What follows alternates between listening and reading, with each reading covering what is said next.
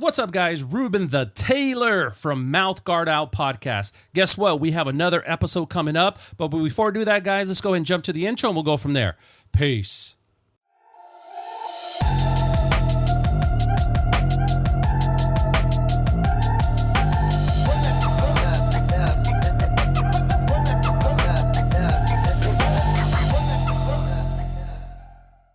What's up, Daniel? What's up, brother? What's going on, bro? How you doing? Happy New Year, by the way. Happy New Year. Happy New Year, guys. Guess what? This is the 10th episode. Believe it or not, guys, the show has been on for 1 year exactly. Our first guest was Kim the Killer Panda Peterson. Yeah. So I'm pretty sure you're familiar with that. Yeah. But now we have Daniel the Honey Badger Reyes. What's up, brother? How you doing, man? I'm doing good. Honey Badger, bro. Yeah. Why'd you pick such a freaking violent animal, man?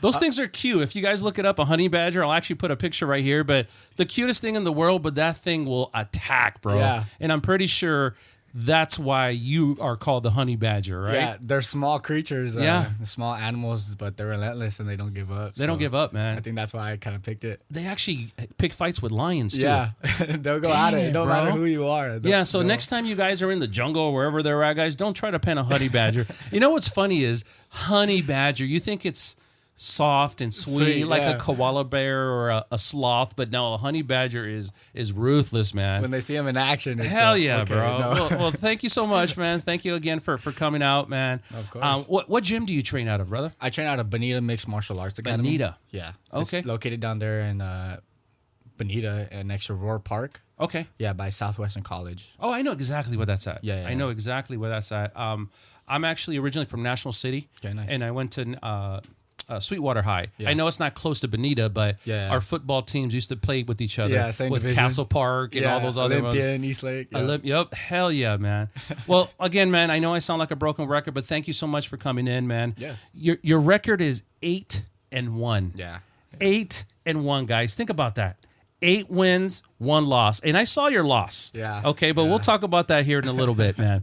But how does it feel to have so many wins? And then really quick, before you answer, after that loss, you never lost again. Yeah. You just said, you know what? That was a learning point for you. Yeah. You see what I'm saying? It says, okay, what did I do wrong? You know what? Let me not do that again. And from there on, boom, boom, win, win. Back to back. Oh, bro. How does it feel? How does it feel first and foremost? After that loss, it really lit a fire under my butt. Yeah, that was 2 years ago, right? Yeah, I think it was 2 years ago. Yeah. But it was against Cody Warner. Cody Warner. Yeah, and I just walking into that fight, I thought it was kind of like hot shit. You know, thinking I was super cocky, you know, coming in like, oh, it's just going to be an easy fight after my first win. That was your first win. That's why, right? 'Cause my first win was pretty dominant. I never knew I had that in me. Yeah. And I was thinking, okay, I prepared pretty good for this fight. Yeah.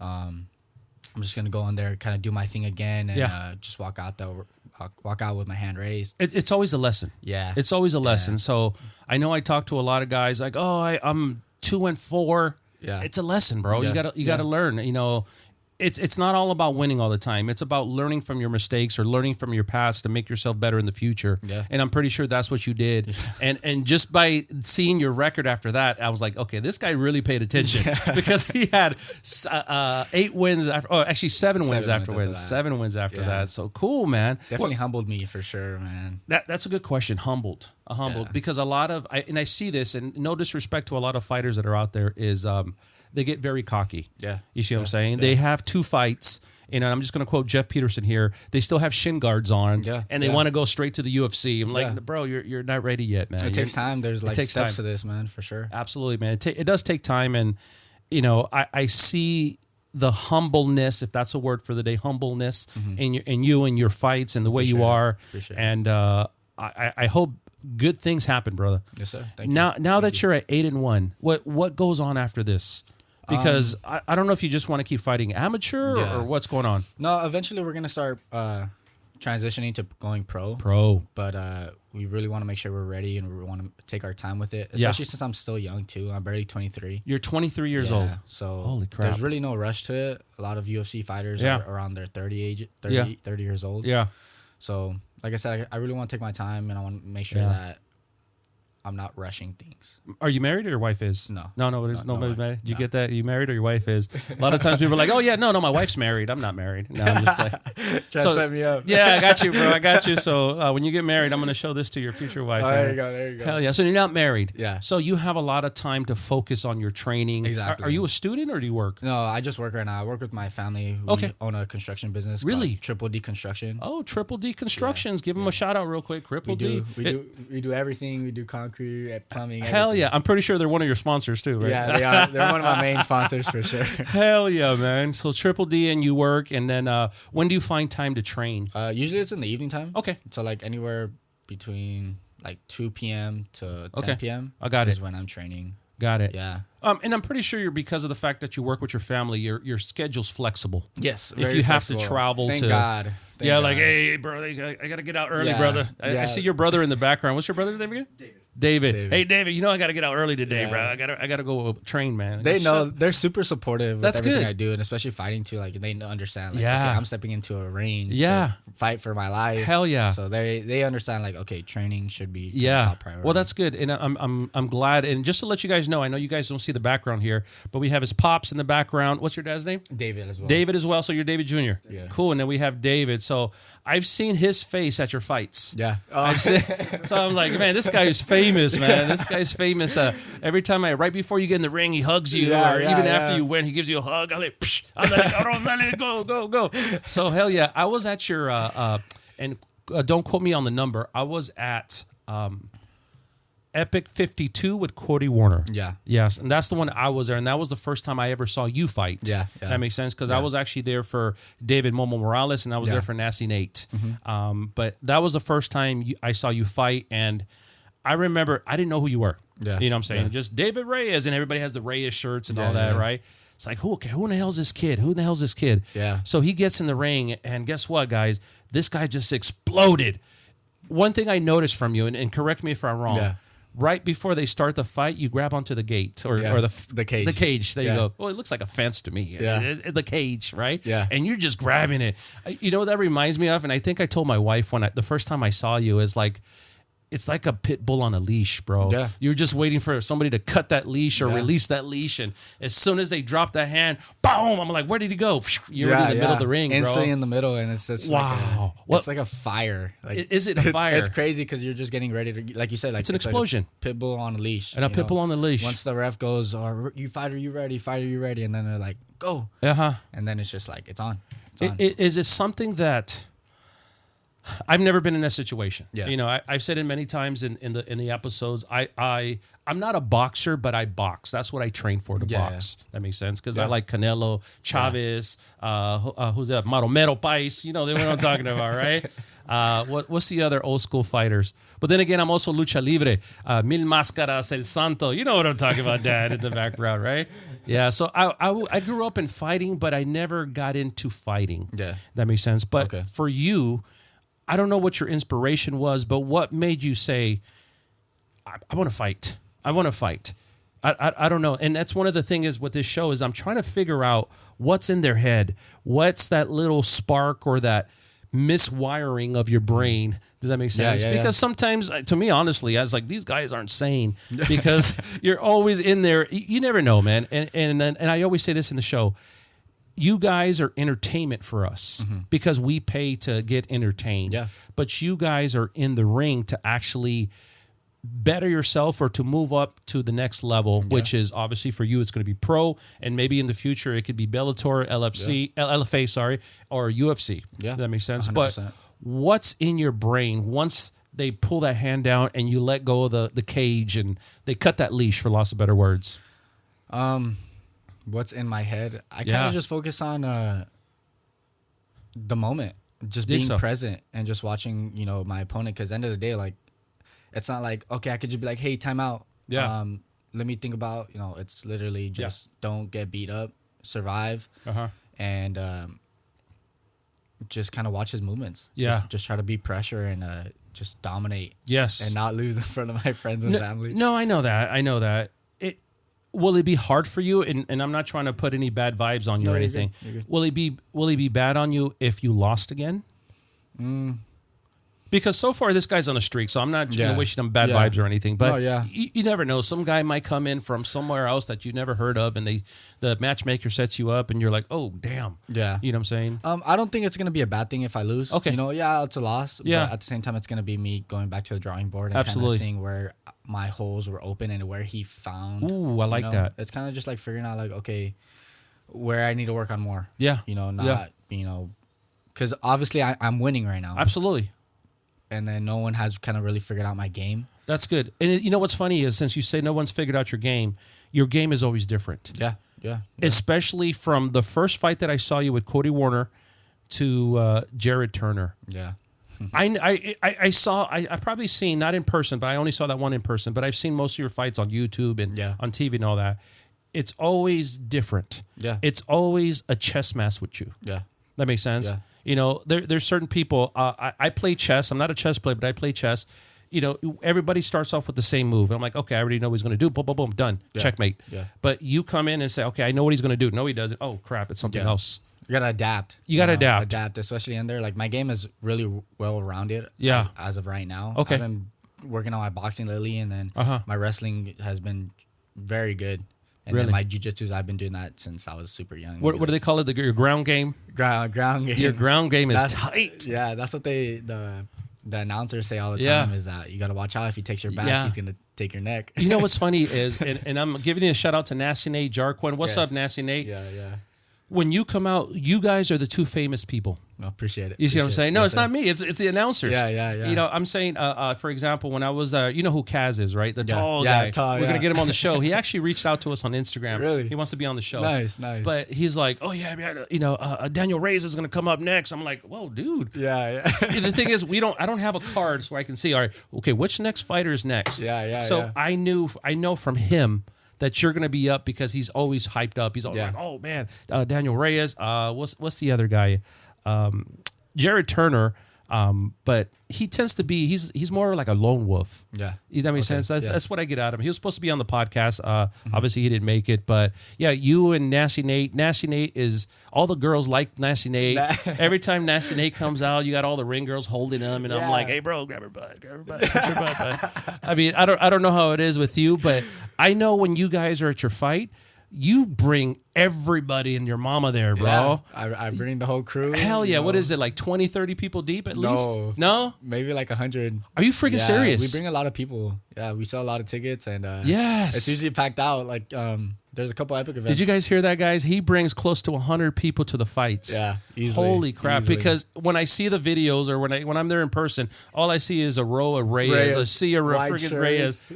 Reyes. Oh, shit, there's another Reyes. Someone's on a table somewhere back there standing up. They're not all related to you, are you? Most of them are. What's your nationality? Mexican. Yeah. So yeah, they probably are related to you. It's a bunch of friends and family for That's sure. That's cool, man. Yeah. That's a great support that you have, brother. No, 100%. I'm very blessed to be in this position too. Like hell yeah, to be in the ring and then all I hear is Reyes. Yeah, you know, and then it's just crazy. You know what's funny is, correct me if I'm wrong, Verdugo fight. Oh.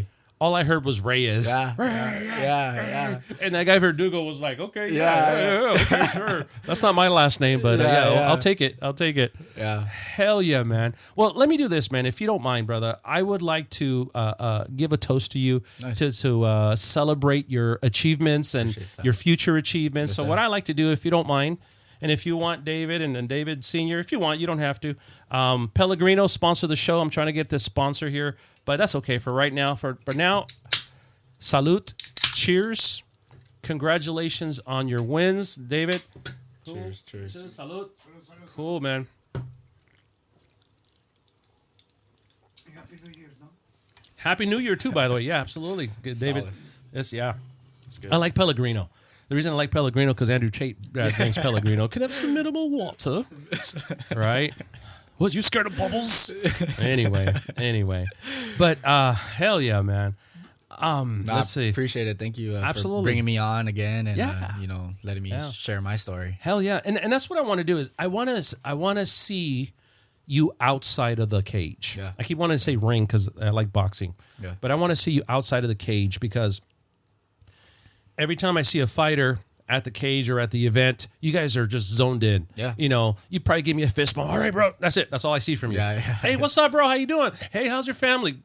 Locked in. You're locked in, bro. Especially after the fights too. They just want to get out of there. Yeah. They maybe do some recording, but so they just want to get out of there. Speaking of after the fights, your last couple fights, man, you didn't even break a sweat, bro. Yeah. I think you broke a sweat more in the back, you know, throwing pads and shit. And I was like, okay, that's it, bro. Yeah. That's it. No disrespect to my past opponents. No. I think I just prepared so much and, you know, just confident. And my coaches were just telling me everything that I needed to hear. Yeah. And I was just so locked in. But like, for example, the Verdugo fight. Okay. I saw you that opening you had. Yeah. And you just jumped on him and just choked him. Yeah. That's a bare naked choke, right? Rear naked choke. Rear naked choke. Yeah, there you go. Bare naked. That's a different type of fighting. Bare naked.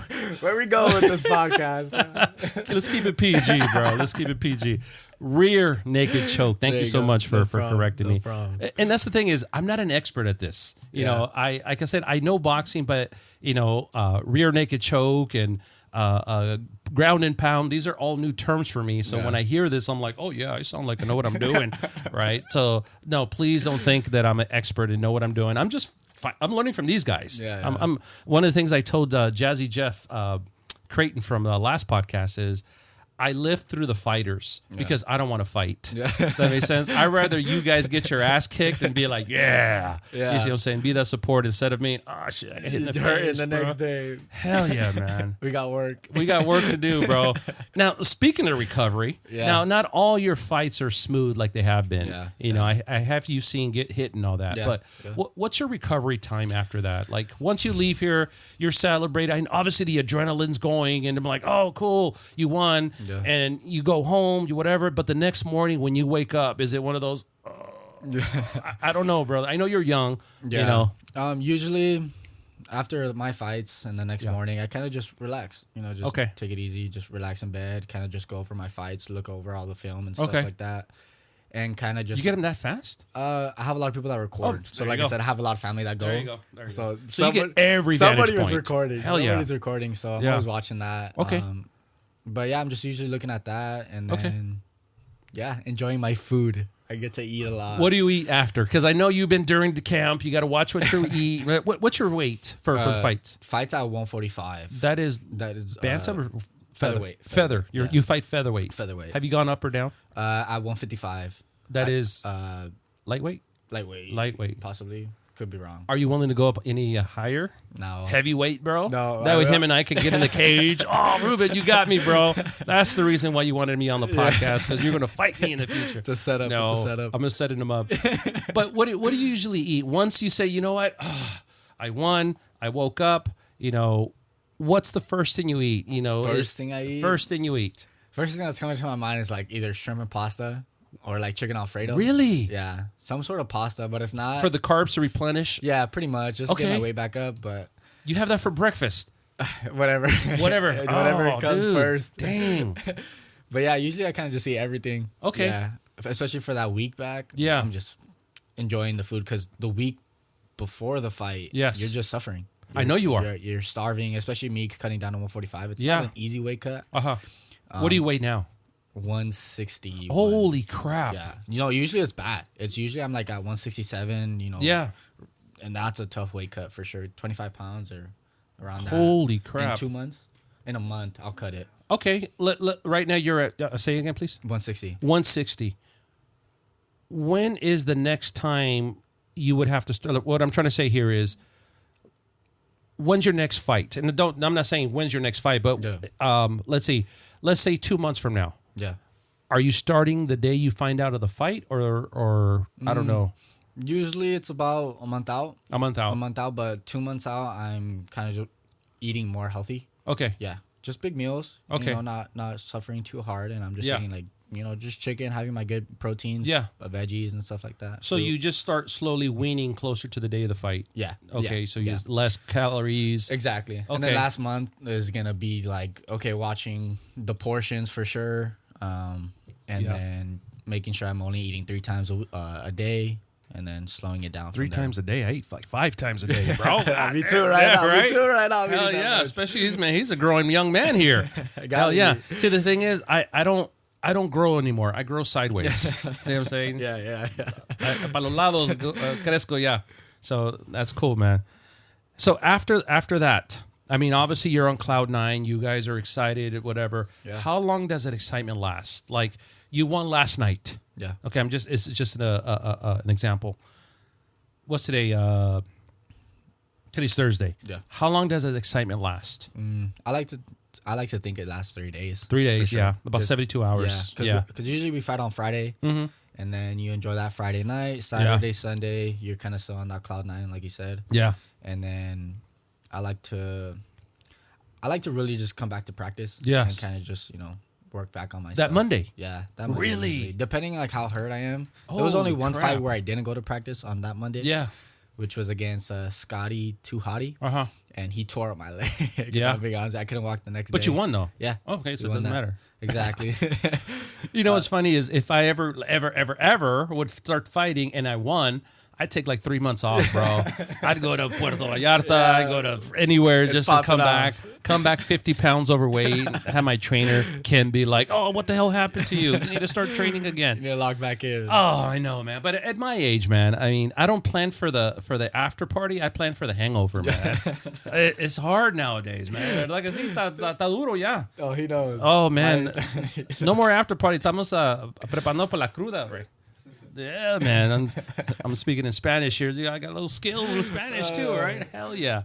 Cool, man. Well, if you don't mind, brother, before we move on, because I want to see some of your fights. Yeah. And then I want you to go in the back. There's some beautiful things in the background. What is that right there, brother? This is my first belt that I let's put this here in the front. Let me move the candle out of the way. Let's put this in. Put that in the front. Oh, look at that beautiful epic. When did you win this one? Let's put it up. We got to show the camera, brother. Come on, man. Here we go. I won this. It was Epic 56. I think that was against Scotty Too Hottie. Yeah. That's the one he messed up your leg. Yeah. And that was my fifth fight. Because my fourth fight was against Cody. Yeah. Yeah. I think. But yeah, so I won this against Scotty Too Hottie. Was this the first belt that you won? Yeah. Okay. Yeah.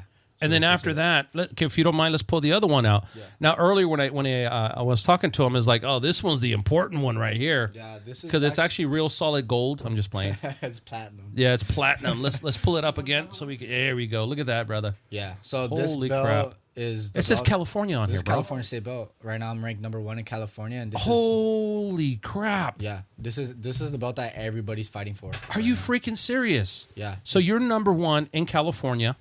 And that, oh my God, what does that mean? That means out of. Sorry for being ignorant. You're good. You're good. We're just trying to figure it out. Out of, I think it's like over 600 people in California at this weight class at 145. I'm at the number 1 You're spot. number 1. Yeah. Holy crap. So ranked in California. Congratulations, brother. Hell yeah. It's a long way coming for sure, and a lot of sacrifice and time that I put into. Oh yeah, bro. I know. I know. You don't have a life, and I mean that as a compliment. Yeah. Because your whole regimen is eat, sleep, train. Eat, sleep, train. Yeah. And obviously with the hard work, guys, this is why you get stuff like this. Yeah. Now I see David in the background playing around with something else. What do you have over there too, brother? This is actually my 155. Ooh, look at this. There's another one. Oh my God, these things are heavy. Yeah, I won this up in San Luis Obispo. Okay. I was actually after my fight against Verdugo. You fought right after him. I fought a 2-week notice, and at 155. 155. Holy crap! And this table's gonna fall apart. These things are heavy as hell. If you don't mind, here let's do this. I'm gonna give this one back to David. Yeah, Let me show you one more time. Look how beautiful that is. Yeah, this is actually really. That is sick as hell, dude. That is sick as hell. And then you got the this one right here. Let's do this if you don't mind. Let's put this back here by the TV screen. Look at that, guys. I need to get a bigger studio. Oh, my God. Look at this. Put that right there. Nice. And then we'll leave the epic one right here, if you don't mind. I'll go ahead and take that flap over. Just put it right there. We had Sarah Valencia. I don't know if you know who she is. She's the Sparsar champ. Okay, nice. So we had her belt on here. And then... that Sparsar's belt is really nice. She's a beast, bro. She's a beast. A real deal. You know what's funny is every time... Shout out to Sarah Valencia. What's that? La Traviesa. That's her name. Every time I see her, she's zoned in. Yeah. But when she was here, it was more like, holy crap, I don't even recognize this person because she was cool, she was chill, she was laughing. I'm like, oh man, it's crazy to see like when they're in their fight zone. And then compared to like their outside, they're usually not the same. They're not the same person. No, they're not. Sure. They're not, man. So if you don't mind, Daniel, what I want to do is I want to go into some of your fights. And what I like to do, guys, is since I have the fighter here, I want him to go over what you were going through. It's like you being the commentator to your own fight. I know it's kind of weird because you're like, hey, that's me in the fight, but only you can tell us what was going on to your head. What did you see? Mm-hmm. What did you smell? Because I know you guys are on there freaking grabbing and grappling and all that. Let me do this before we get in there is, you fought Cody Warner twice. Yeah. I fought Cody Warner twice when I was 1-0. Uh-huh. And then I fought him again, I believe, when I was 4-1. Okay. Yeah. Was that a rematch, or is it something that just happened to be? It was a rematch, not intentional, but at the time I was the holder for the epic belt. Yes. So he was actually coming up winning his fights, and we just met again. We were fighting for the belt. So it was I don't want to use the word coincidence, but it happened to fall. So it wasn't one of those that you called him out or he called you out and says, hey, dude, let's do a rematch. Yeah. Okay, it just happened to fall. So the first one you did lose, and that was your 8-1. It was for that. Mm-hmm. Because I know that you guys fought, what, a year, 2 years prior to that? Yeah. Epic 52? I believe it was 50. It was a while. Yeah, so many 50s, bro. So many 50s. Yeah. But then the second time you won. Yeah. And that was one of my favorite fights that I saw. Another favorite fight of mine is the Verdugo fight. Mm-hmm. But I want to go over believe it or not, I want to go over the Jared Turner one. Yeah. We can go over all of that. You know why? Because I'm like, holy crap, bro. I got scared for him. Yeah. Yeah. I know this guy was going to go in there and do his job, but I'm like, oh, shit. Yeah. But definitely didn't know it was going to go that fast and how smooth it went. But yeah, we prepped for it. Yeah. So it happens when you prep. What did you think or what did because you have a matchmaker, right? Yeah. Or I don't know how that works. I have a promoter. A promoter. Yeah. But who's the guy that gets the fight? Is the matchmaker? Yeah, it's the matchmaker. The matchmaker.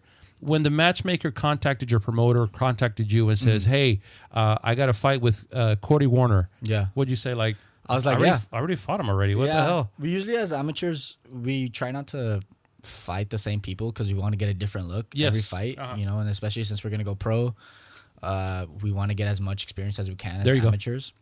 So, when that came upon, I talked to my coaches and they were like, take the fight, might as well. Was that an advantage for you fighting him again? Because you knew the answers already, for loss of better words? Yeah, we understood his game. We understood what he was going to try to do to us. Okay. And then we knew that he was a grappler. So got it. It was just kind of going back to the drawing board, tightening up our game a little bit, and then kind of just going in there doing our job. Yeah.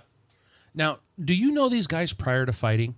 Like, for example, let's say, I'm going to use your brother here. Yeah. David and he trains at this gym, I train at this gym, but then we find out we're going to fight each other. Mm-hmm. Or is it one of those, you don't meet them until the day of the fight? Like, oh, shit, this guy's name's David. So, hey, how you doing, David? I'm about to fight you. Or, I don't know how that works. Give me a little bit more behind the scenes. Do you meet the guy or do you? No. So, usually we never meet the guy other than during the fight. Yeah. But I kind of been blessed with like good coaches. Okay. Especially Tina Pettigrew and Philly Trujillo. Okay. And then I got a couple other coaches right now, Miguel. Yeah. But Philly and Tina, they all train at other gyms as well. Yeah. So usually, like they'll know the person I'm fighting. Yes. And that's been the instances with two fighters. Yes. Was with David Grostic and Cody Warner.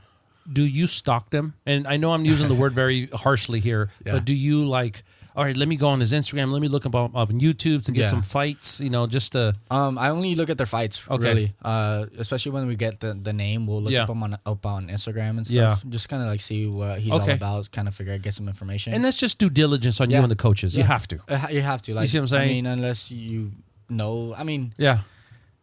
Yeah, like I have to. I have to. Other fighters are different. Yeah, for sure. But like if I were to fight your brother David, I would find out where you live, where you work. I'd hang out with his social security number and shit. You know what I'm saying? What's his bank balance? It's like, this guy has money. Let me rob him first before I fight him.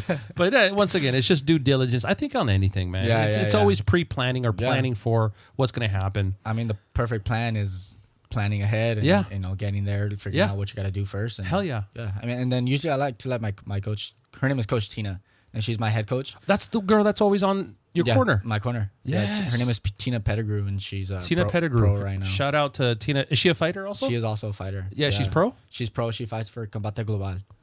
Combate Global. Yeah. She usually... Is she fight currently? She's fighting currently, but she's taking a little rest right now. Got it. Yeah. Got it. Taking some time.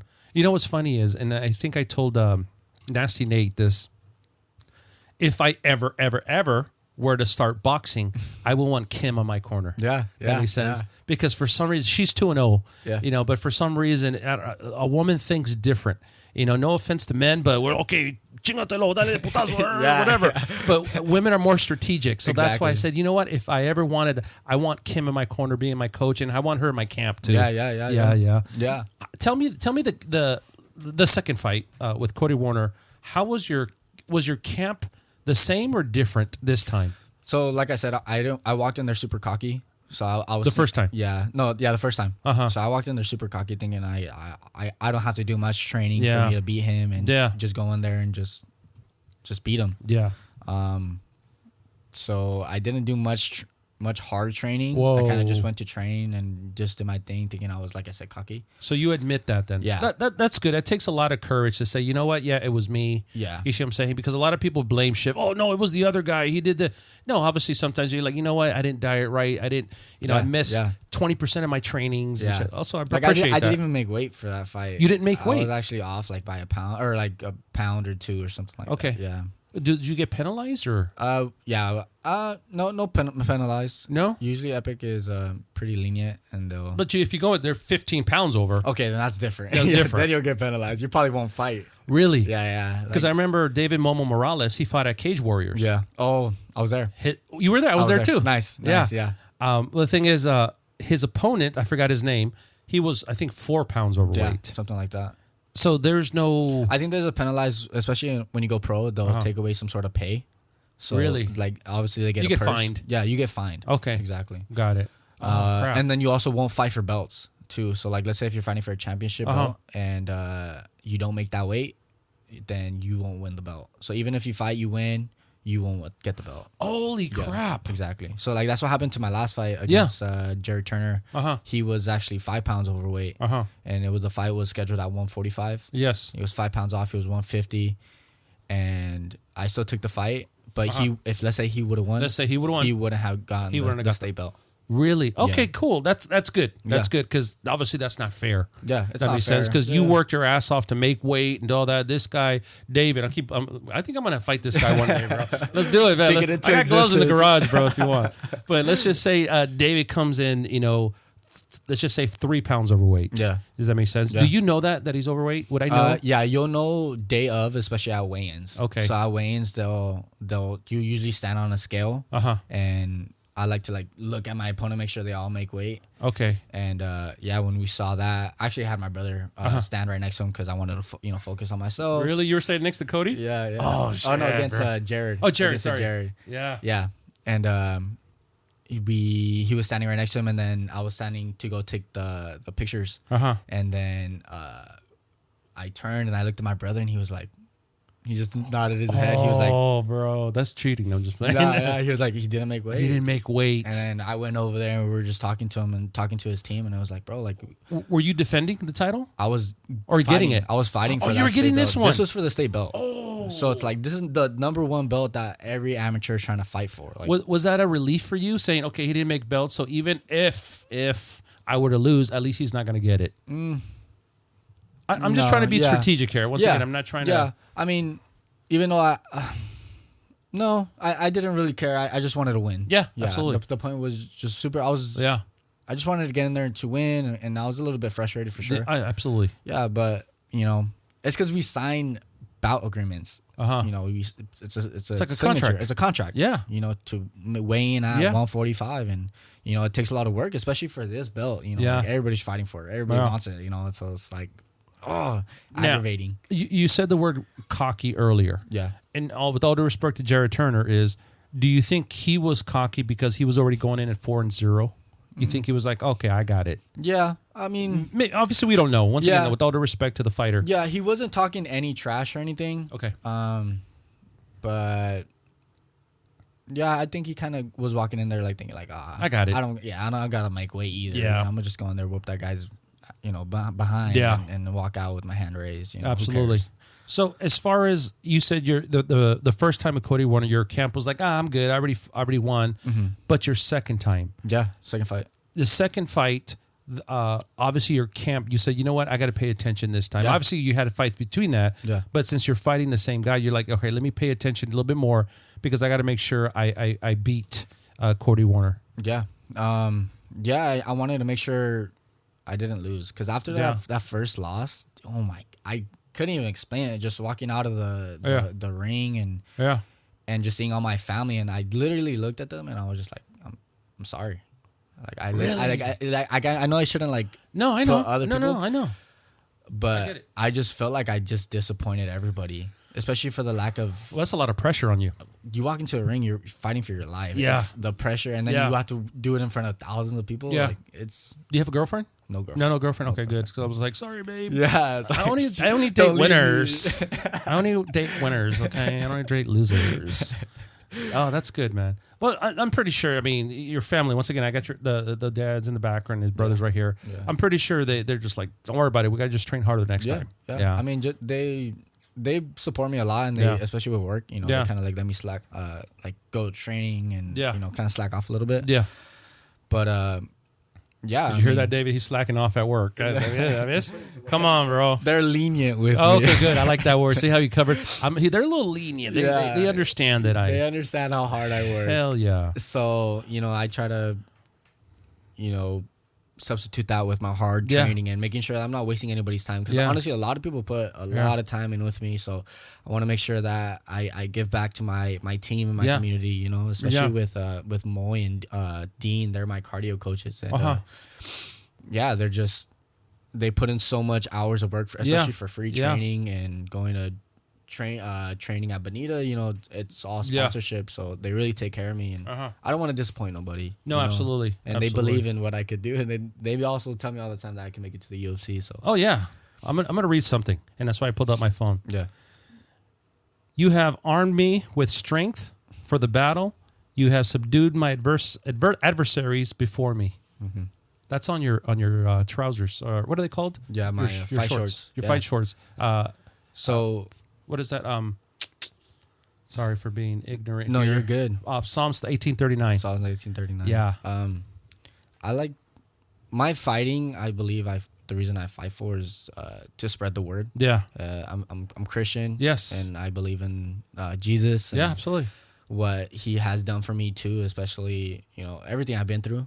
It's I'm surprised how far I've come. Yes. But I know that God's got me. Yeah. And he's got me through it all. And that's kind of why I fight for. I mean, I wouldn't be able to do any of this without. Well, the thing is, if this wasn't for you, he wouldn't have put you in this path. Exactly. You see what I'm saying? You would have learned off your first 3 fights and say, you know what? Nah, I'm good. I don't want to fight anymore.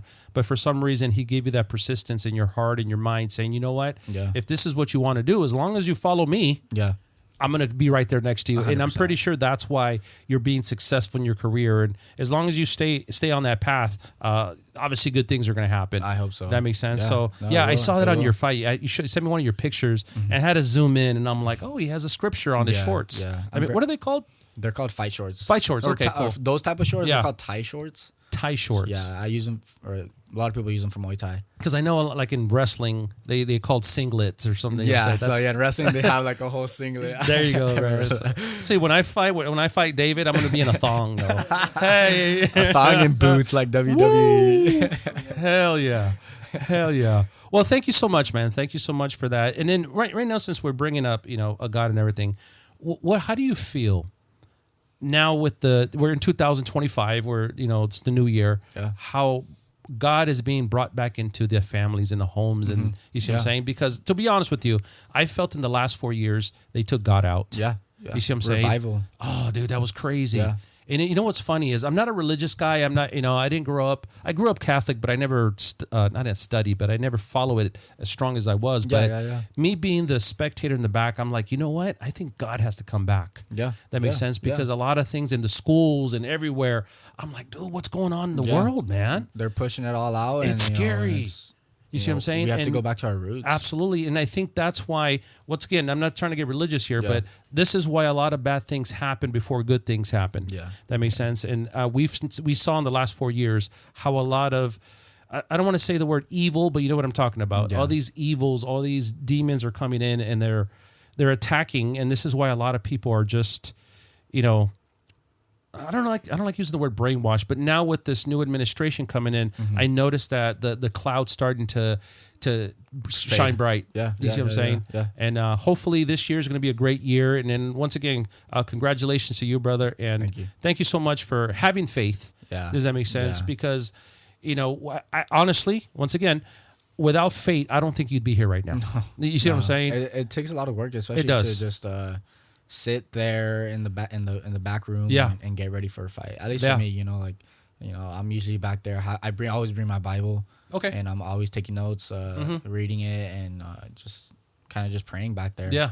And then right before I go, I just do one more prayer with my team. Okay. And then, I get sent off. Is that like a form of meditation for you? Reading, your Bible or reading a scripture? Or it's a form of meditation, but it's also a form of comfort. Okay. And feeling like I'm really. I like that comfort. Yeah, and I'm really that I'll be okay, that I'll be safe. Absolutely. It's like a protection over me. Hell yeah. Yeah. Hell yeah. Well, if you don't mind, brother, thank you so much again. I'm sorry that we went off on a tangent, but I just want to get deep, and that's the reason why this podcast is. I don't want to see him in the ring to where, hey, what's up, bro? What's going on? That's all I see. Bro, now that I have you here, I got you locked in the dungeon, bro. This is basically a dungeon. If you don't mind, I want to see the Cody Warner fight. Okay. Well, I want to see the second one that you won. That was my favorite fight. You know why? Because I was there. I was there at that fight. So it's a war. It was a war. Hell yeah. Let me pull this up real quick, and then as we're pulling this up, I have it already queued up. Oh, no, I don't. That was my favorite fight too. Was it for real? Yeah, it was a good fight. It really tested my limits and just to see where I'm going at, and I like to be in fights where I go to war, to be honest. But the thing is, with that, give me a second. No, you're good. Cody Warner. Yeah, Cody Warner. He's a good guy. Shout out Cody Warner. Shout out all the fighters I fought against. All respect to you guys, and I'm. Would you consider that a rematch? Yeah. It's a rematch, right? It was a rematch. That was a rematch. I wanted to get my one back. He really took it, and I don't really. Yeah. I'm glad I lost because that changed my whole perspective. Because I feel like if I didn't lose that fight, I would have not been the person I am today for sure. Hell yeah. Yeah. So he really changed me as a fighter. So I appreciate him. Do you talk to him? No. No. Okay. Not. Hey, bro, what's up? Nah. That's one thing that I don't understand. Is you go in there, you're kicking people's butt, you're fighting, blah, blah, blah, and at the end, you're like, oh, good game, bro. Yeah.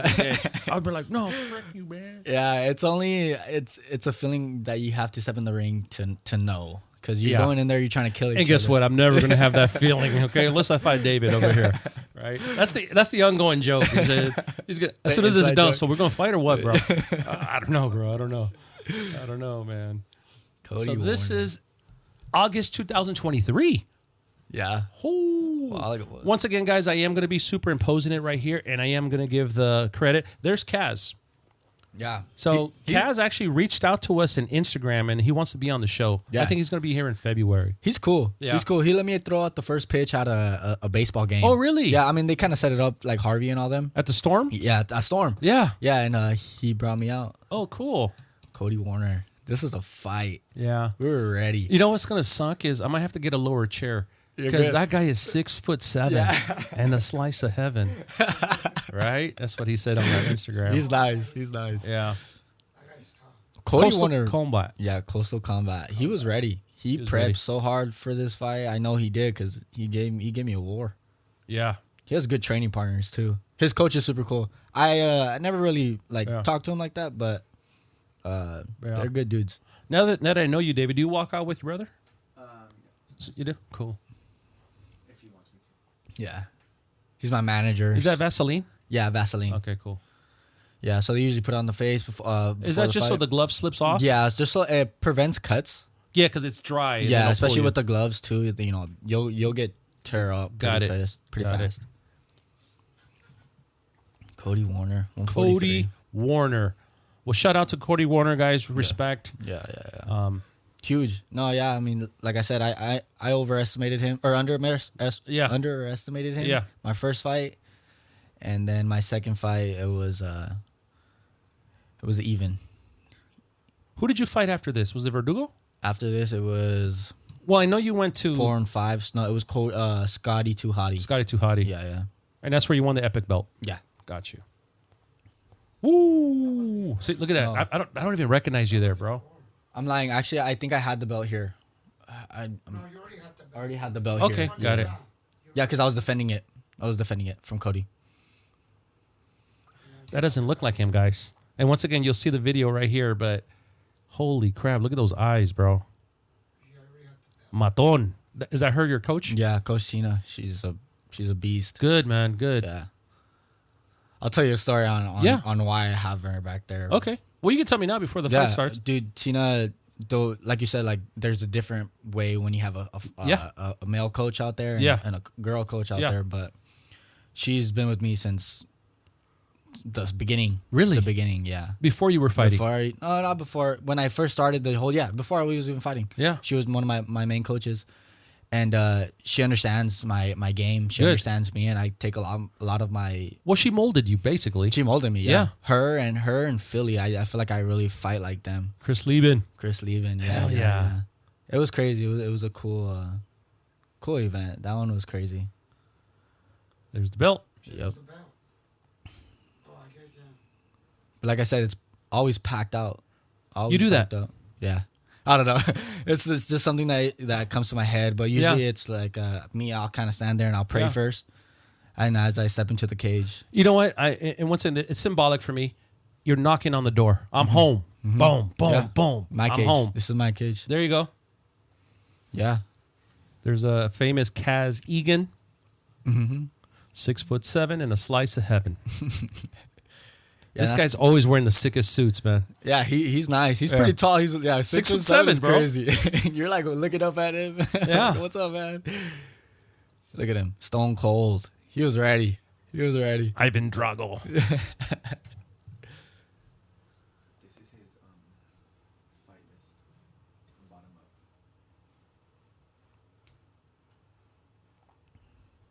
Cody Warner. Can you send me a screenshot of that? Straight mean mugging. I got that from a Muay Thai fighter that fights for one championship. Yeah. Jonathan Haggerty. He usually does that. It's pretty crazy.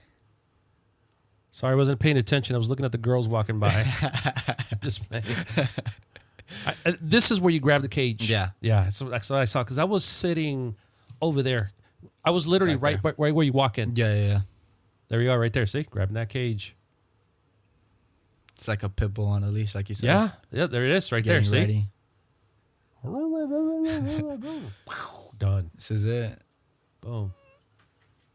It's such a crazy feeling stepping into that cage and fighting. It's nothing like sparring at all. Do you is everything in slow motion? Yeah.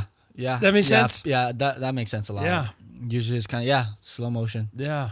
Just trying to figure it all out, trying to see his game and not get hit. Yeah. But yeah. The cage is super small too, so there's really nowhere to run. I noticed that about Epic. Yeah. Yeah. I was at Cage Warriors a couple weeks ago to go see David. Oh, you were there. Yeah. That cage is huge. Yeah. Holy crap, it's Yeah. like a football field. Right? Well, this is also in a ballroom, so, But honestly, which one do you like better, the bigger one or the small one? It forces a fight on this ring for sure. Got it. I fought on a big ring up in San Luis Obispo, but it just felt like too big. Have you ever seen Dan Henderson's gym? No, I haven't. I seen when Nathan fought. Yeah. And that was huge. That's a big ring. That's a big ring. I think that's regulations. Yeah. Well, even I'm not saying that this is not. But No, yeah. Cody Warner. Yeah, like I said, his jiu-jitsu was really good. Yeah. He was definitely surprised me with his jiu-jitsu and his strength as well. But yeah, like right here, I was trying to just fight, just trying to get out, trying to see. What is that called? What he's doing right now? I don't know the technical term. Holy crap! It's called a seatbelt position. Seatbelt. Oh, I see it. So it's seatbelt position. He's trying to get his hooks in. He's really just trying to get my back, so that's why I'm trying to fight my back to the cage. Whoop. And that's when I slip out. But then I realized like his striking is not better than mine. Mm-hmm. It's only his grappling game. Oh, really? Yeah. His grappling game was up to par for sure. Okay. Wouldn't say it's better than mine, but yeah. It's just me kind of like slowly trying to pick him apart and trying to not make a dumb decision like that, trying to get caught in a triangle. And then from right here, I just got into a zone. Like I've trained this position so much. Is that your dad? Yeah. You'll see him every once in a while. Hell yeah. He'll be roaming around the cage. He's gonna jump in the ring one day. Yeah. But see, like there's my brother right there too. But I trained this position so many times with my coach. Really? Coach Miguel. Because you know he was like a ground game guy. We knew it was a ground game guy, but there's only so many moves you could do on the bottom position. So we're trying to just train. Wow. Yep. I thought I had a guillotine here. Let it go. You never want to force a position for sure. Force a submission. Really? Yeah, why is that? Because then your arms will burn out. Like especially early in the fight. Exactly. You want to take your time. You know, if you don't have it. I'm learning here. If you don't have it for sure you know, there's no need to force it. Yeah. You know, keep transitioning, keep playing with him. Got it. Yeah. Boom. Fun fact about that slam. Right at he got lucky. I slammed my head so hard. Like right here, I'm trying to like, that hurt my head. Sana, colita de rana. Oh shit. Hey bro, that hurt. Damn near knocked me out. Wow. But yeah, this is Coach Miguel right here. Yep. And then Coach Tina. Yeah, she really knows how to calm me down and that's one thing. Yeah, calm me down. Mm-hmm. Especially when she's talking to you. Yeah. Because you're just zoned in and you don't hear nothing. Yeah. You gotta have Paying both. attention. You gotta have both. A coach that knows how to calm you down and another one that knows how to amp you up. Absolutely. Yeah. No. Cody did solid.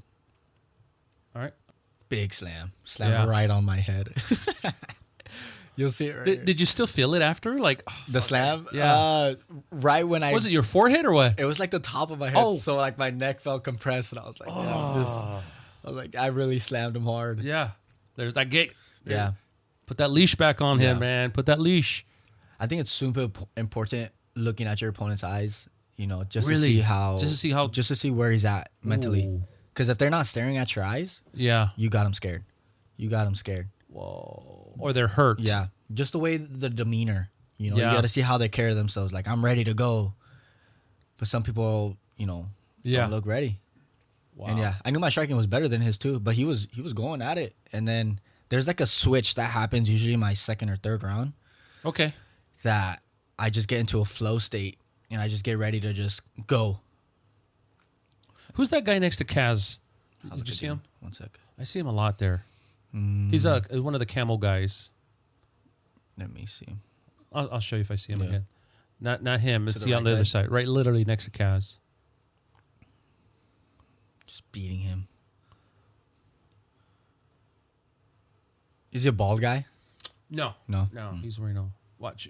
Move the camera. That's okay. We're paying attention to the fight. Yep.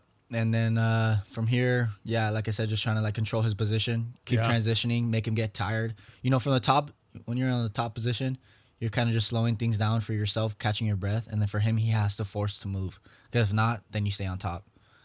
And you get points from there.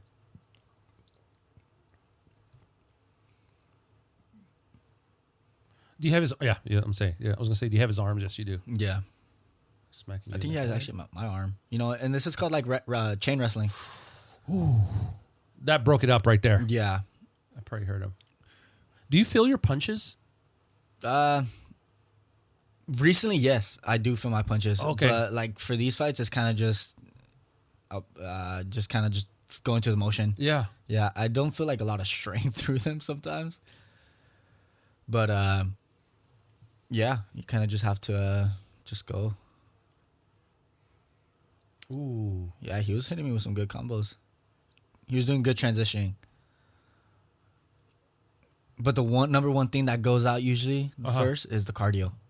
You know, that's why you got to stay on your cardio. Yeah. Especially for 3 rounds. You know, 3 rounds, 3 minutes. It's not long, especially pros. Well, I had Jazzy Jeff here last podcast. Yeah. And he does 5 minutes, 5 rounds. Holy crap. Can you imagine the cardio? That's intense. The cardio that you're going to have to do for those fights. That's why you're You know, it's funny. On his last round, he looked like he was on his second round. Yeah. But the other guy was exhausted. Yeah. That sucks. You just trying to push him off? Yeah, just trying to get position back, you know, try to get him in front of me again. So all these are just techniques and moves and wow. Just going back on what you worked on during training and, you know, not making bad decisions. But, like, I was able to reverse this here, you know. Because, like, let's say if I'm on the cage, it looks better for him. And he's getting points. He's, like, control position if you're holding the person on the cage. Really? Yeah. I thought it'd be the other way around. You would think, but... No. There you go, guys. See, I've been giving points the wrong way. You're going to be a pro after this. I'm going to be a pro, bro. Yeah. He really came back second round for sure. I give him that round. He was about to... He about to hit me too. He got yelled at right there. What happened? You remember? Why did I get yelled at? I think it's because I was holding the cage a little bit. Because he was getting me in position and I was trying to, like, balance myself. But I guess it did look like I was holding the cage. I won't say I did. Allegedly. That's it. Accuses. As long as you allegedly, that never happened. Ooh, good one. Good one. That was a good good one too, huh? Yeah. Yeah, like I said, third round is when I get into a flow state. And Coach Tina's telling me, like, excuse my language, she's telling me, fuck him up. Like, This is it. Third round, you gotta go.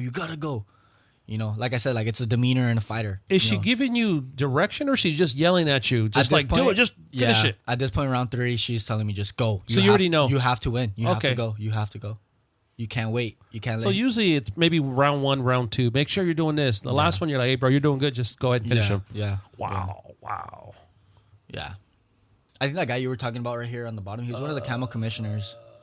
I can't see him, but he's right there next to Cass. Yeah, this is where I really pick it up in my combos. Yep. Whee. Boom. No, I'm telling you guys, everybody knows you guys. Well, technically, Epic's your home, bro. Yeah. It's your home. I really you know that place Epic inside and out. Yeah.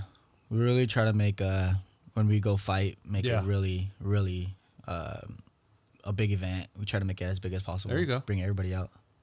Especially with all your family, 100 people. 100 people, damn, bro. Yeah. Oh, that was a good one.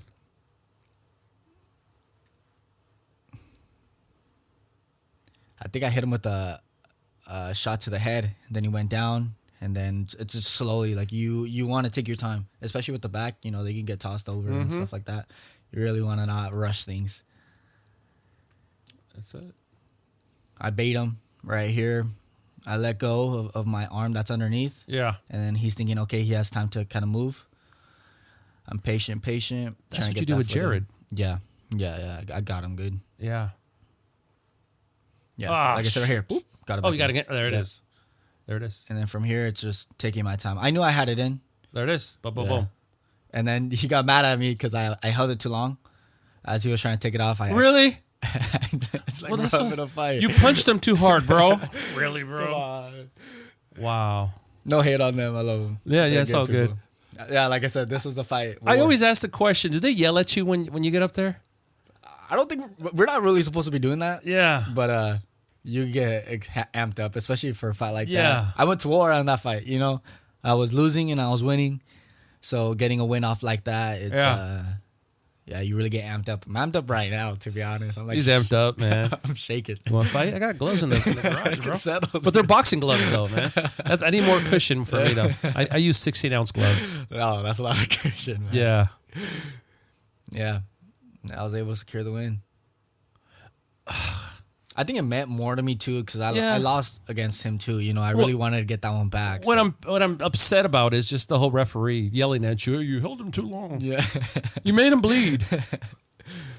Yeah, Coach Miguel right there. Miguel, okay. Yeah.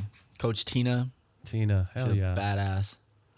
I would love to visit your gym, bro. Yo, please, yeah, please, absolutely. Yeah, super local. I mean, local. I'll travel. I don't care. Yeah, Tina's telling me like, you fucking did it. You Yep. look at you. Yep. Congratulations. I'm like, yeah. You're still in the zone, bro. Yeah. I'm Take angry. a deep breath, bro. Like, I deserve that. It's mine. Those are my cardio coaches. That's Coach Moy. That's my dad right there. There Coach, you go. Coach Dean with the two hats right there. Yeah. Yeah. Coach Dean, Coach Moy. Coach Juan, Juan. my boxing coach right now.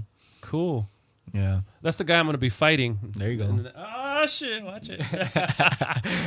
Watch it happen, too. Let's go 3 rounds, bro. Let's do some boxing. Settle it. Let's do it, man. This guy reached out to us on Instagram. Yeah, he's also a good guy. Yeah. For sure. He does some of the matchmaking for the. I could be wrong. Yeah. Don't quote me on this. Now, he gave us a compliment. He goes, hey, thank you so much for what you guys are doing for the fighters. And you see what I'm saying? I mean, I do this for free because I love fighting. Mm-hmm. You see what I'm saying? Yeah. I wish I could do more. Yeah. Takes a lot of time for sure. Yeah. Eventually, I want to get into managing, but I don't know the industry yet. Yeah. You know, so. You definitely got to know a lot of people. Yeah, that's true. You got to know the right That's people. true. Boom, there's that man right there. Oh, yeah. Stoked. Stoked. Yeah. Always praise God As after you my go. wins. He's the one that did it for me. Is that the one that's right there? Yep. Cool. That's the one right there. Hell yeah. It was a good fight. Cody Warner. Hell yeah. Props to him. He changed me as a fighter for sure. I really wanted that one back. And you know what's funny is he could have turned it down.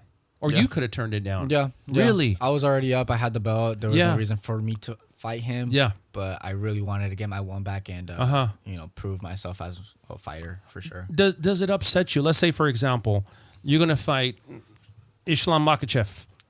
And then, all right, I'm going to get you a fight. And then you find out, oh, no, he turned it down. Yeah. Yeah. Is that waiting on you? Is it taxing on you? It is taxing on me, like, oh man, I wanted to fight that guy. I wanted to fight him. Obviously, a lot of people want to fight me. Really? Yeah, a lot of people want to fight me, and it was because I have the belt right now. Everybody wants the opportunity. Oh, this one and the other one. Yeah, everybody wants the opportunity to be number one in California right When now. would you defend this one? Would you defend that one first or this one? I don't know. Both. Both. So like usually, I have both belts right now for the organization. So they're gonna Really? They want me to fight for both belts. There's Now, no option. Actually. I asked Sarah Valencia this question in the last interview. The matchmaker calls you and says, hey, we got the guy Ruben the Tailor. He wants to fight you to defend the title. Mm-hmm. Can you not defend it and just have the title? Yeah. Yeah. Yeah. I can. As of right now, I have say. So Okay. I get to pick and choose my fights because I'm up there. I'm up the ladder. Technically speaking, since I'm number one, Hell yeah. I get to pick and choose who I want to fight. I don't want to fight him. I want somebody else. I want somebody with more wins. experience, more wins. Uh-huh. I want to get something out of it. Like usually, like I want to fight people for other belts. So in this case, beggars can be choosers. Yeah, Because yeah. you're like, no, I don't want this. No, This guy's a little. Exactly, especially with the record. I want people. Yeah. I want records that have 8-0, Yeah. 6-0. I've been fighting people a lot with undefeated records. Yeah. And so I take very Well, much. Jared Turner. Yeah, Jared 4-0. Turner. They Well, hyped then him Cody up. was undefeated Yeah, too. Cody was 4-0. Yeah. When I was, I forgot 6-0. There was a guy that was Wow. 6-0. It's like David Momo Morales. He doesn't fight. I don't know what they're called. Well, all you guys, when he was the amateur, he always fought somebody that had higher records than him. Yeah. Yeah. Which is because that's how you get your experience. Exactly. You're trying to move up the ladder and you're trying to see where you stand, and you got to really prove yourself as a fighter. For Yeah. sure. Like if you're fighting cans, then like it's like what the point? What's That's the the point? second time I've heard that. Cans. Yeah, tomato cans or cans. Because it's not a fair fight. Yeah. It's like me and you got it. Like if they set up the fight with us, you know you're going to win with me. Yeah. So I would be a can. But if I was, I don't know if it would go that high. Let's just say 10-0. Yeah. And then you're 8-1. Yeah. You'd be like, oh, I want to fight this guy, bro. It's a battle worth it because you're gonna put in a lot of work and a lot of effort. You might as well make it worth it. You know? Like in boxing, they do that a lot. Yes. They pat in the records just to get their fighters up. Exactly. And I hear that a lot from my boxing coaches. Like they don't want to fight people that could have potentially to win because they're trying to get. I to the see next that level. a lot. So like they're.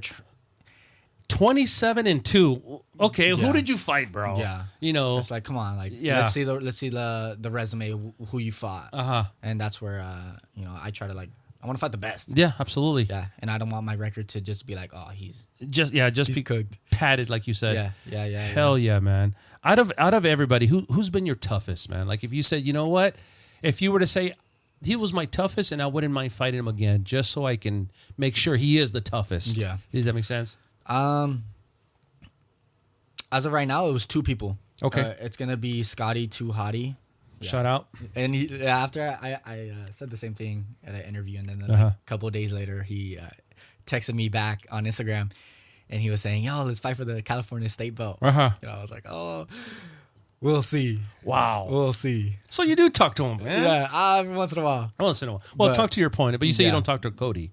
No, not to Cody. Oh yeah. I mean, there's no reason for me to not talk to him. Yeah, but, yeah. But and what's the other guy? Scotty Too Hottie was one of my toughest battles. Yeah. And then when I went to San Luis Obispo, okay, but that's because I moved up a weight class Yes. at 155. So I'm usually fighting people that are kind of strong. So you went up a weight class. Yeah. So how much did you go up? I went up to 155. Really? I'm not too sure what's that class called. What is it lightweight? Bantam? Not bantam. No, it goes Featherweight and then feather. I think it's featherweight.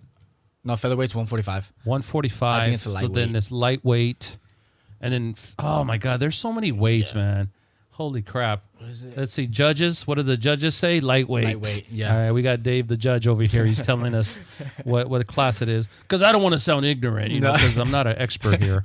We're trying. Yeah, absolutely. So you went there, and then that was a 2-week notice fight. Yeah, 2-week notice fight. They so like I said, I want to fight fights that I'm gonna get something out of it. Yeah. And so they texted me, telling me, "Hey, you want to fight for this fight at lightweight for a belt?" 155, and then they texted me my opponent, and then I was like, "All right, let me look at my opponent." And then I remember specifically that day because I was actually using the restroom, and they texted me that. So This guy was on the toilet, and he's like, "Yeah, I'll take him." Hold on, let me finish up real quick. Yeah. And then I remember going to my brother's room, and I was like, "Hey, man, like." New opportunity. I'm pretty fresh from this last fight. I finished the fight in 36 seconds. So who was that? That was against Verdugo. Yeah. So after that Verdugo fight, I came out uninjured and just uninjured.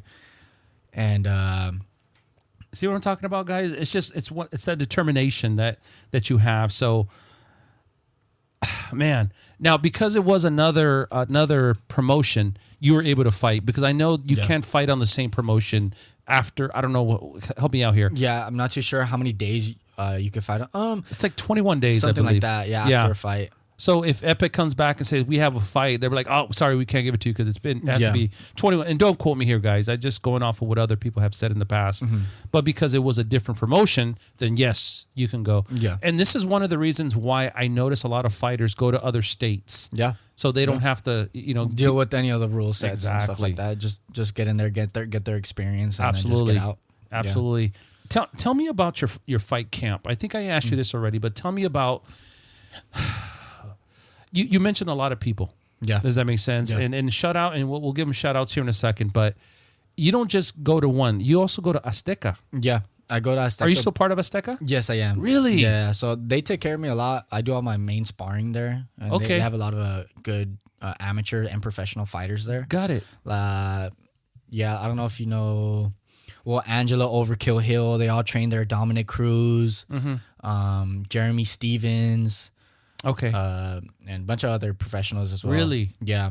So they all train there. I do my main sparring there. Like I said, shout out Coach Adrian. And yeah. Shout out. But yeah, like I said, do all my main sparring there. Yeah. And then I go to other gyms as well. Pride and Glory Boxing with Coach Juan. Okay. And That's the guy that was in the ring. Yeah. Coach Juan. Yeah. So he takes care of all my one-on-one training. Who was your cardio coach? cardio coach? His name is Moy. Moy. Yeah. That's right. I heard that. Yeah. This guy has like coaches for everything, bro. You're Yeah. like a movie star. We got makeup, we got actor, we got wardrobe, we have stunt doubles, well, that's good. And this is why I think your camp is very strong. Yeah, like you said, like that's why they're very successful. Because they all have different aspects where they do great on. Yeah. And that's the same thing why I have them as my coaches is because that's what makes me so successful. Yeah. Especially right now. So yeah, it's very important. Moy, he does my cardio coaches and strength lifting. Okay. They're called Ramos Athletic Club. Okay. And I'm actually one of their athletes.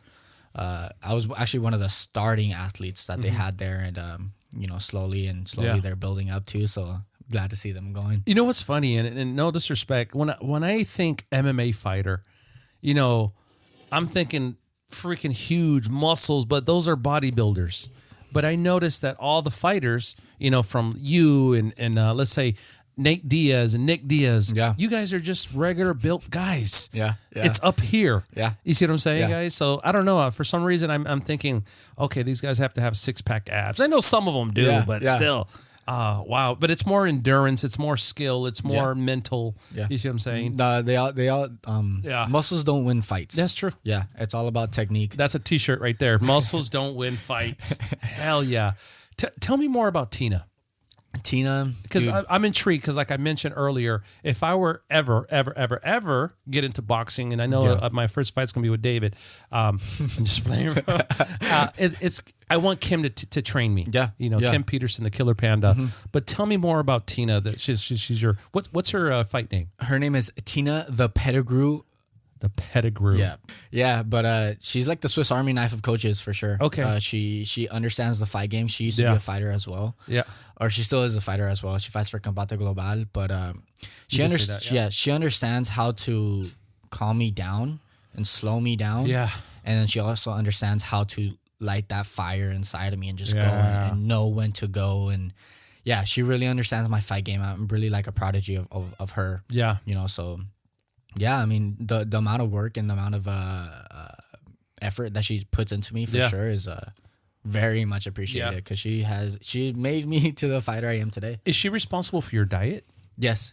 Really? She has a meal prep meal prep company. Is that okay? Got it. Because I don't know if that's called in fighting. Yeah, you see what I'm saying? Yeah. So she does meal preps for me. Her Instagram, I think, is Time to Eat with Tina. Okay. Time to Eat with Tina, and she makes tremendous foods. The foods are very good, super healthy. She's been doing. She understands the whole diet plan like to the teeth. Yeah. Yeah. And she's been helping me out with, especially with my last 2 camps. I use her, and she makes them. Does she help the public too? Yeah, she does other people as well. So like Tina, I'm gonna have to if call you're you. looking, yeah, if you're looking for somebody to do some meal preps for you, trust me. I just recently, and then if you guys watch the Sarah Valencia fight, I just recently got on the gluten-free. You see what I'm saying? I say that sarcastically, gluten-free. I haven't. It's just knowing what you're eating. Yeah, that's it, man. You know, even from my wife bought cookies the other day. Yeah.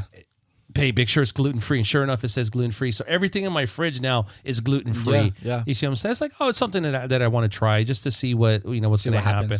Absolutely. I mean, it's not going to hurt you. It's always just basic stuff too. Like even like if you ever want to just cut weight, like figure out what you're eting. And usually like people are just eating like sodas or drinking sodas and they're eating bread with rice. You know, it's like if you cut just those parts out, you're going to see in a tremendous cut already from that. You know what? And not to get off subject, I used to drink a lot of Monsters, a lot of Coke, and I noticed that my bones hurt. I guess that causes inflammation, the sugars. Yeah. So that's the reason why I drink Pellegrino. So Pellegrino is healthy for your body, healthy for your bones. I'm just playing. That's what did you say, David? I'm speaking into prevention, right? It's a future. I just like Pellegrino because it feels like I'm drinking soda. Yeah. That makes sense because of the CO2 and all that. But yeah, man. What else? Tell me more about your diet, man. Maybe I'll do something else, and follow the honey badger diet. Just like I said, just watching what you're eating. That's where it starts, man. And, taking care of your body. All I really eat, my specific diet is based around chicken, white rice. Okay. White rice. Yeah, white rice. Really? I don't really know. I just know red rice, the Mexican rice. Oh yeah. Orange rice, I guess they call it. There's just extra sugars, extra additives in it. And it's not, if you're a fighter, you got to watch what you eat. You know what my wife makes, since you brought up rice? She makes sticky rice. Ooh, white rice, so she washes it and washes it and washes it just to get some of that. I don't know. You can ask her. I don't know. But she's trying to look out for me. Yeah, you know what I'm saying? Good. That's good. 100%. Just even starting off just like that, watching what food intake you're taking. Do you cook? When I'm in camp, it's because I get home so late. So I'm always just making my own meals late at night. Usually I get home around like 10. So I'm trying to. Are you serious? Yeah. So you eat at 10 o'clock? Yeah. I'm really. But you're also be. burning. I'm also burning a lot of. What is it called? Your furnace is still on fire, so you're able to burn all that stuff. So like usually I do from 7 o'clock to 10 o'clock. I'm training. I'm doing all that hard training. So I'm burning meals. Like honestly, I should be eating around 7:30, 8. Yeah. And that way I'm not eating when I'm. That way, when I go to sleep, I don't still have to burn food. Yeah, you get better night's rest if you're kind of like hungry at night. Yeah, because now your body's just burning fat. Yeah, exactly. Yeah, absolutely. I should sleep more often then. There's so much science. There's so much science behind it, and like how you can make sleep so much better. And you know what's funny is too, but everybody has a different body, so whatever works for you might not work for me. Exactly. You see what I'm saying? So you just gotta. I think I have to do a camp, not to fight, but just to understand how to work out, how to do all this, you know. Because like I said, I do boxing, but I've been injured for the last 3 months. So my God, I hate, especially at my age. I look at somebody fall and I freaking hurt. I don't know. I hurt just like him. Hell yeah, man. Hell yeah. No, I mean it's important to watch. You know, take care of your body. You know, because this is your engine. You know, and it's only gonna take you as long as you take care of it. You know, you have to. Yeah. You have to, man. And we were talking about earlier how Epic is your home. Yeah. That's where I started off, and I got a lot of funny stories with that one. Is it going to be sad when you go pro and because that's just amateur, right? Yeah, it's just amateur right now. Is it going to be sad? Well, not necessarily sad, but you know, you could always look back and be like, "That's where I started." Exactly, and you know, I'm always going to consider that Epic Fighting to be my starting point and my home, and they've always taken care of me. And so Jason Stewart's your homie then? Yeah, he's a good guy. He's always looked out for me, gotten me good fights as well too, and promoted me as well too. So the Epic family is Do you know Harvey Castellano? Yeah. I want to meet that guy. He's my matchmaker. Oh, is he? Yeah, technically speaking, he's Harvey my matchmaker. Cast. Not promoter, right? Yeah, Harvey is your matchmaker. Okay, cool. Yeah, Harvey, he's a good guy. He's always looked out for me. Yeah. I know he's been doing this for a while. I think he's been doing it for like 10 plus years. He's killing it too. Really? He just got his license to do fights up in Vegas as well. Wow. So I'm hopefully, look, he's hopefully soon I'll be fighting up in Vegas. Really? Yeah. What is that going to be? Not too sure yet. Is it going to be amateur or pro? Amateur still. Okay. Yeah, so we'll see after this next upcoming fight, and then we'll go from there. What's the highest number that you can go before you have to go pro? Or can you just stay amateur? You could just keep going. Are you serious? Well, like there's a lot of fighters that have over 15 fights, 20 fights. And they just say, I don't want to go pro, I'm good. Yeah, they, Is that cheating, though, do you think? Because they already have all that experience. End of the day, it's experience. Yeah. Some people are gonna look at it differently and be like, "Well, you're kind of just holding back or sandbagging." Yeah. But it's like end of the day, like I'm stepping into the cage. I'm gonna go whenever I'm ready. Yeah. Like, especially in boxing too. Like you'll hear people, the legendary boxers like Mayweather. I think he had like over 100 fights as amateur. Really? I didn't know that part. Yeah. There's a bunch of boxers that have like over 100 fights. Yeah. Canelo probably has over like 200 fights. Yes, he does. So it's like as amateur still. Amateur. But like you said, they put him with a lot of cans. A lot of cans. So he can build experience. Yeah. But at the end of the day, like you're building that experience and you're trying to become the best fighter as possible. Wow. Like why rush things, you feel me? Like a lot of the fighters from Epic, they'll go out like when they get 5 fights or 6 fights. But it's like, are you sure you're ready? Or like at least for me, I want to make sure I'm taking my time. There's no rush into it. And especially since it's such a gruesome sport and it takes a toll on your body. Yeah. You want to make sure that you're protecting it as long as possible. Let me ask you this, and I'm going to ask if I was Tina, your coach. Okay. If Tina said, let's put you at pro level. Okay. And you weren't ready, would you listen to Tina or would you listen to yourself? I trust Tina. Really? Yeah. Oh, cool. She's taken me on this this fight game for a long time now. Yeah. And me and her have built this trust level. Okay, good. And my loyalty with her too. So how long have you known her? I think 7 years now or 6 years. Wow. I've been fighting for my gym for a long time, and she's been there longer than me. Oh, hell yeah. So I like to put a lot of faith and trust into my coaches, and there you go. They have never proved me wrong. Hell yeah. Yeah. If you don't mind, brother, let's do one more fight. Yeah. And I'm gonna do let's do your fight Jerry Turner. Oh, That's not yours. Yeah. That's Jerry Turner, but that's not your fight. No. I don't have no beef with this kid either. Yeah.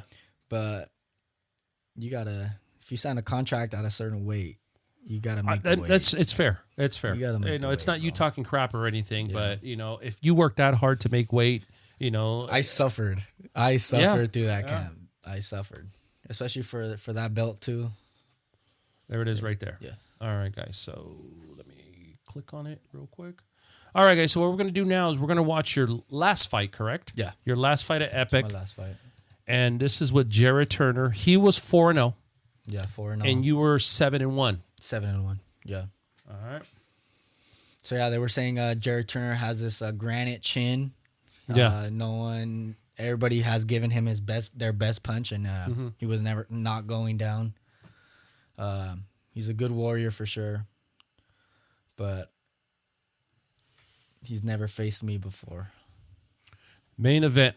Yeah. You've been the main event for a couple times too. Yeah, I think for the past 3, 4? Four events. 4 events I've been the main So event. you have to wait in the back. Yeah. Take a nap. It's fun. Hey, David, can you go get me some McDonald's, man? I'm going to be here for a while. Yeah. It's fun and exciting for sure. I think I've gotten used to it for sure now. Oh, cool. But there's like a certain feeling. It feels like gladiators back in the days. You know? Got it. You're watching.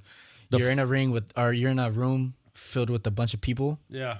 I'm going to turn the volume down. You're good. Yeah. Yeah, you're in a room with a bunch of fighters. Yeah. The gladiators. And then you're slowly just, one for one. Wow. One guy walks out. You're watching him, how he preps. And another guy. I think I said this in the past is if I ever fight, ever, I always want to be the prelims. Yeah. So I can just get in and get out. All right, I'm going home, man. Yeah. I'm going to sleep. Yeah. Thanks so much for the fight. Yeah. Hell yeah. But yeah, you have to wait because... Yeah. You're watching everybody walk out and then eventually... Do you get there where all the fighters get or you get there late? Because they have a specific time they want us to get there. Okay, good. So Good.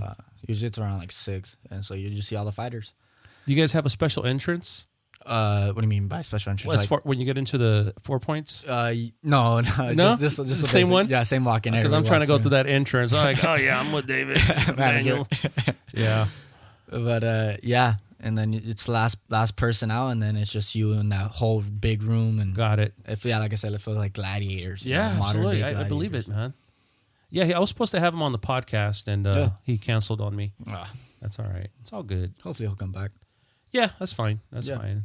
But don't get me wrong, he's a good guy. We shook hands afterward, and he's knocked some people out for sure. He's had some good wars. He had some good wars for sure. Well, he was at Spar Star. Yeah, and I think he won a belt. Yeah, yeah.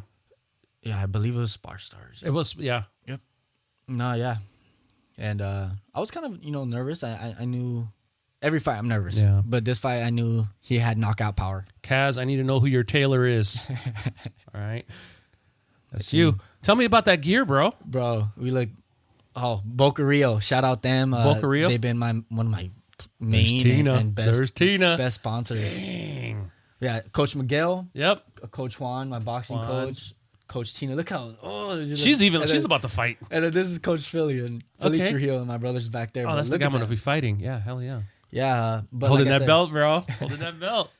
Yeah, like I said, those are my main sponsors, Boca Rio. They've been doing all my apparel. Okay. And they just take care of me all the time, and especially with taxes and stuff too. They're tax people too. You know what I've seen in the crowd too? I've seen people use jackets. Yeah. They have bomber jackets. Dude, those are sick. Clean, very clean. Are they embroidered or they're embroidered on Team Reyes? Can you imagine that, guys? Dude, I'm telling you, they're pretty expensive to make. Yeah, but that's the guy I was talking about. He's a camo commissioner. Okay, but he's cool. I don't really know. He goes to a lot of events. Actually, he was at Cage Warriors. Yeah, doing those things too. He was actually in a suit at Cage Warriors. Yeah. You got the beard going, bro. Heck yeah. That's just showing you how you're progressing in your career. Because before you're all clean shaven. Yeah. Now you look like a honey badger, bro. the beard, I feel like it makes me look a little bit more scarier. There it is. Yeah. Mm-hmm. And before I have usually I have a clean shave. Yeah. And I just feel like it makes you look like a little kid. Oh yeah, especially at the level you're at, bro. Yeah. Hell yeah. Yeah. I want people to respect me, and when they hear my name, they're like, okay, this man is serious. So I have a summer beard. You know what a summer beard is? No. Some here or here, some here over here. Summer beer. Some here. Tengo una mora polaca. Un pelo por aquí, otro pelo por acá. There he is. Right. These are all your sponsors on your banner, right? Yeah. Oh, man. Triple D Construction. Yeah, man. Rack Athletic Club. Cool. Pellegrino Now. sponsor the show. Shout out. I need a sponsor too. Yeah, man. Kaz looking sharp as always. Always, bro. Always. Sharp at 6'7". So you said he invited you to a Storm game and you threw the first pitch? Yeah, so actually Harvey got me into that. Okay. And got me available to throw out the first pitch, and Kaz was the announcer there. Yeah. And did they introduce you as the champion? Yeah. Oh. Well, I was able to walk out with my two belts. That is freaking sick. It was cool. You have pictures of that? Yeah. If you don't mind, send it to me, man. My man. I'll put it on there. Yeah. On the video. Perfect. Hell yeah. Yeah, it was super cool. You know, it was like yeah, it's an experience for sure. Especially this fight game has definitely opened up a lot of doors for me. So enjoy it. Cool, enjoy man. it while it lasts. Yeah, because we're not gonna live forever, bro. No, Sorry, exactly. man. You know, and I'm it's sorry. Sacrifice now for a little bit of fun and enjoy it. Yeah.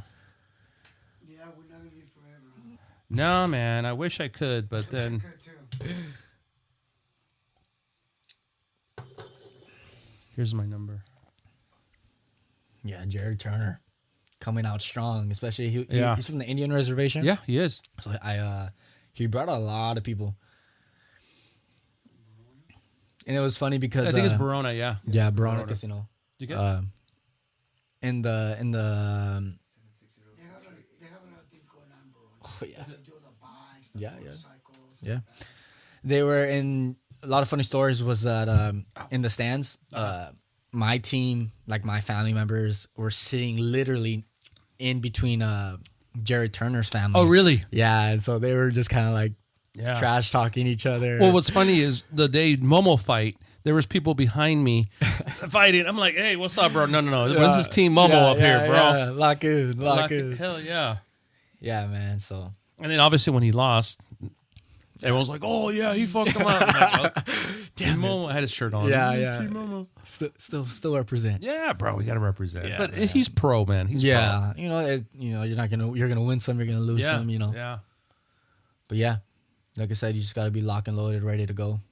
And you got a lot of sponsors. Yeah, Boca Rio. Yeah. Up top, they do all my apparel, my gym name, Bonita Mixed Martial Arts Academy. Wow.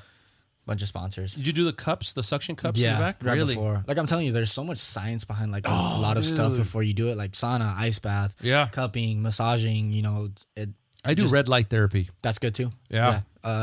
My other sponsor right now, it's called JD. Hasn't been in there in a while, huh? Yeah, I've been out in a while, but they take care of me a lot. Good. Yeah. They also have the red light therapy and Cryotherapy. Yeah. Hell yeah. All right, here we go. If you don't mind, again, just tell me what you're doing. Okay. Here, I'm just looking into my opponent's eyes, getting ready. Taking my time. Yeah. No rush into it. Make sure I'm getting range, jabbing, setting up my feints. And then right here, I throw a hard feint, and I come up with the overhand right. That's it. And I lock in with right on the chin, right on the button. And right you here. lose the grip on the first one, no? Yeah. Or you got to get it I lose twice. the grip. So, like, I'm in a bad position because the arm is under my leg. And then to transition it to me having his back secured. Slowly right here, I'm just slowly trying to get my hand underneath the chin. And I end up getting it.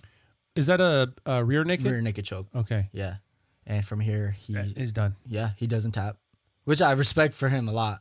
And he fell asleep. Tapping. Yeah, he fell asleep. They're trying to wake him up. Right here, I was surprised. I was like, there's no way. Like, I was surprised that I knocked him down first. And then I was surprised that I was able to get the neck so fast. And I was like, this is it. And I just praised my God.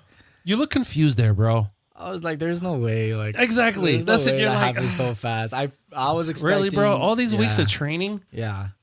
I was like, this is crazy. It's like, I'll just chill up here. I was enjoying the view. Yeah. Trying to, suck in all absorb all that the stuff, presence. Man. Boom. That's it. That was it. And like I said, they were hyping him up. They were saying that, he cannot be knocked out, knocked down. And for me to just do that Did right on you see the the button. opening? Boom. Oh, he was going to come at you this Yeah. way. So he Yeah. was open right there, that millisecond. Exactly. So usually, like, it was honestly that setup Yeah. when I hit him was supposed to go for a takedown. I was really trying to just go for a takedown, Uh-huh. but I ended up landing really hard. Yeah. And knocked him. Like my There's your dad, pops. my coach, Yeah. my sister's right here, Coach Juan, my brother, Coach Tina in the back. That's David's girlfriend right there. Right? No, that's not her? He'll get in trouble. Oh, okay. Behind the scenes, he's like, yeah. I got her number, bro. I got her number. I got her Instagram. Cool, man. Congratulations. Harvey. Why is there 2 belts? I defended the belt multiple times, so they give you new belts every once in a while. Really? Yeah, so every time you defend it, they'll give you a new belt. So if you were to defend it 3 times, you get the 3 of the same belt. three of the So same you have belts. another one. You have the twin sister back I have at home. 4. I defended it 4 times already. Oh, Yeah. dude. You need to start selling those on eBay or something, man.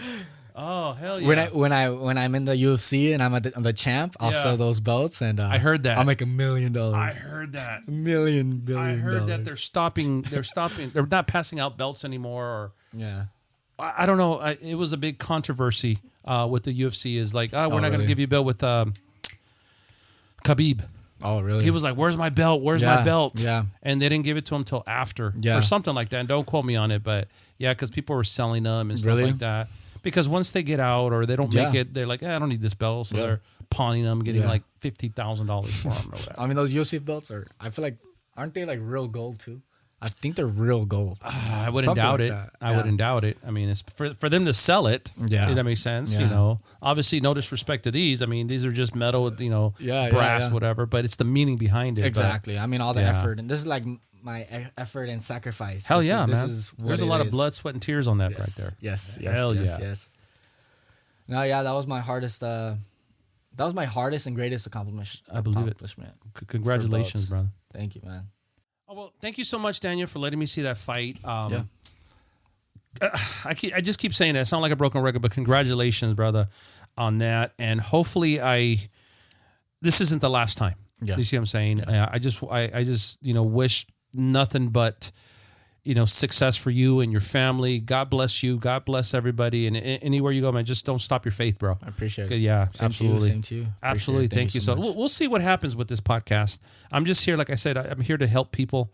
But hopefully, eventually, I don't know what I'm going to do. Yeah. I don't know what I'm going to do. Cool, man. Well, if you don't mind, man, what I want to do is I actually posted your picture on social media, whatever, and I asked, I guess, your fans or the followers, hey, I'm going to have Daniel on the podcast. Would you want to ask him questions? And some of them wrote in. What? And what I want, yeah, bro, he's getting nervous I now. got- Earlier, he said, dude, I'm going to get nervous. I don't know who these people are. Well, they could be fans. They could be trolls, too. Yeah. They could be people talking crap. Haters. Haters are going to hate, bro. All righty, man. So let's do this. Let me find out the questions, and then we'll go from there. And then we're going to do a rapid fire question, Nice. and then we'll go from there. Cool. All right. So we'll play it by ear, making sure I'm recording. All right, man. Appreciate the people that did write in. Absolutely, man. That's cool. Yeah, they're all trolls, man. Looking Right? through the comments. I can kick his ass. Right. All right, man. Here we go. Let's see. Do you have any rituals or routines before the fight? I do a lot of praying before. Okay. I usually sit in my room and kind of just I'll do some praying, like I said. And this one thing I like to do is I write on sticky notes and Really? the couple days before my fights, and I'll just put them on my wall. And I'll usually write "You will win" or just like positive. Okay. Reformations. That's how you say it. Affirmations? Affirmations. Hell yeah. And that way when I wake up or, when I'm looking at, the wall, I could just see you're going to win. If you speak it into existence, believe, manifestation, I guess. I believe in that a lot as well. Absolutely. So, yeah, that's what I do. If you can have a superpower in the cage, what would it be? Superpower? Yeah. I wish it could be like the Flash. You could make stuff go in slow motion. Okay. Oh, I see You that. see what I'm saying? How the Flash moves. Or even like the Matrix. Yeah. You You could just see the moves come by so quick. I always think of like how like movie actors, like in action films, how they do their fight scenes. Yeah. And it's always like so smooth, or they're doing some sick moves. Yeah. So that's how I always want to kind of like. So you would call it the I guess slow motion. The slow-mo. Slow-mo. The slow-mo. Hell yeah. Hell yeah. Let's see. Here's another question. Have you had any significant injuries from fighting? To where maybe, and that was just a vague question, but to the point where, oh, dude, I need to get surgery or I need to do more rehab, or I'm just going to read it once again. Have you had any significant injuries after fighting? My biggest injury was my leg. My opponent against Scotty Tuhati. He, like I said, I felt like baseball bats were going towards my calf, and literally the next day I couldn't walk. I felt like I didn't have a leg. Were you bruised? It was bruised. It was so bad, super swollen. I had to take a couple of ice baths for sure. So his shin game was freaking on point. Like I said, he had some good kicking. I got to look up that fight. Well, I know it's Scotty Tuhati, but what was his Scott Denarola. Scott Denarola. I'm gonna have to watch that fight. Yeah, it was a good war. Wow. Yeah, he tore my calf and couldn't walk the next day. Well, we won, bro. So, that's all that matters. How do you handle fear? How do you handle the fear of getting injured? Obviously, anytime you step into the ring, it's never going to be first round finishes. Yeah. Sometimes you're going to go the whole rounds. Eventually, when you go pro, you're going to go to 5 minutes. You're going to go to 5 rounds. Yeah. But how do you handle the fear of getting injured?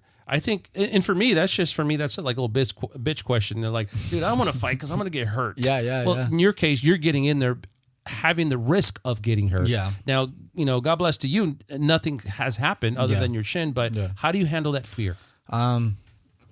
It's about just being courageous. Going into the ring, kind of just going for it. Obviously it's scary.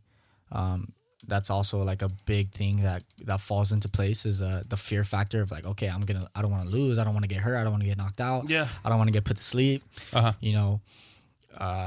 But being courageous, how do I handle the fear? I pray. I pray and I leave it up to God. Whatever happens. And then obviously your technique and your training will prevent. Training. Yeah. All that hard work and all that training, I leave it up to that and kind of just let my adrenaline go.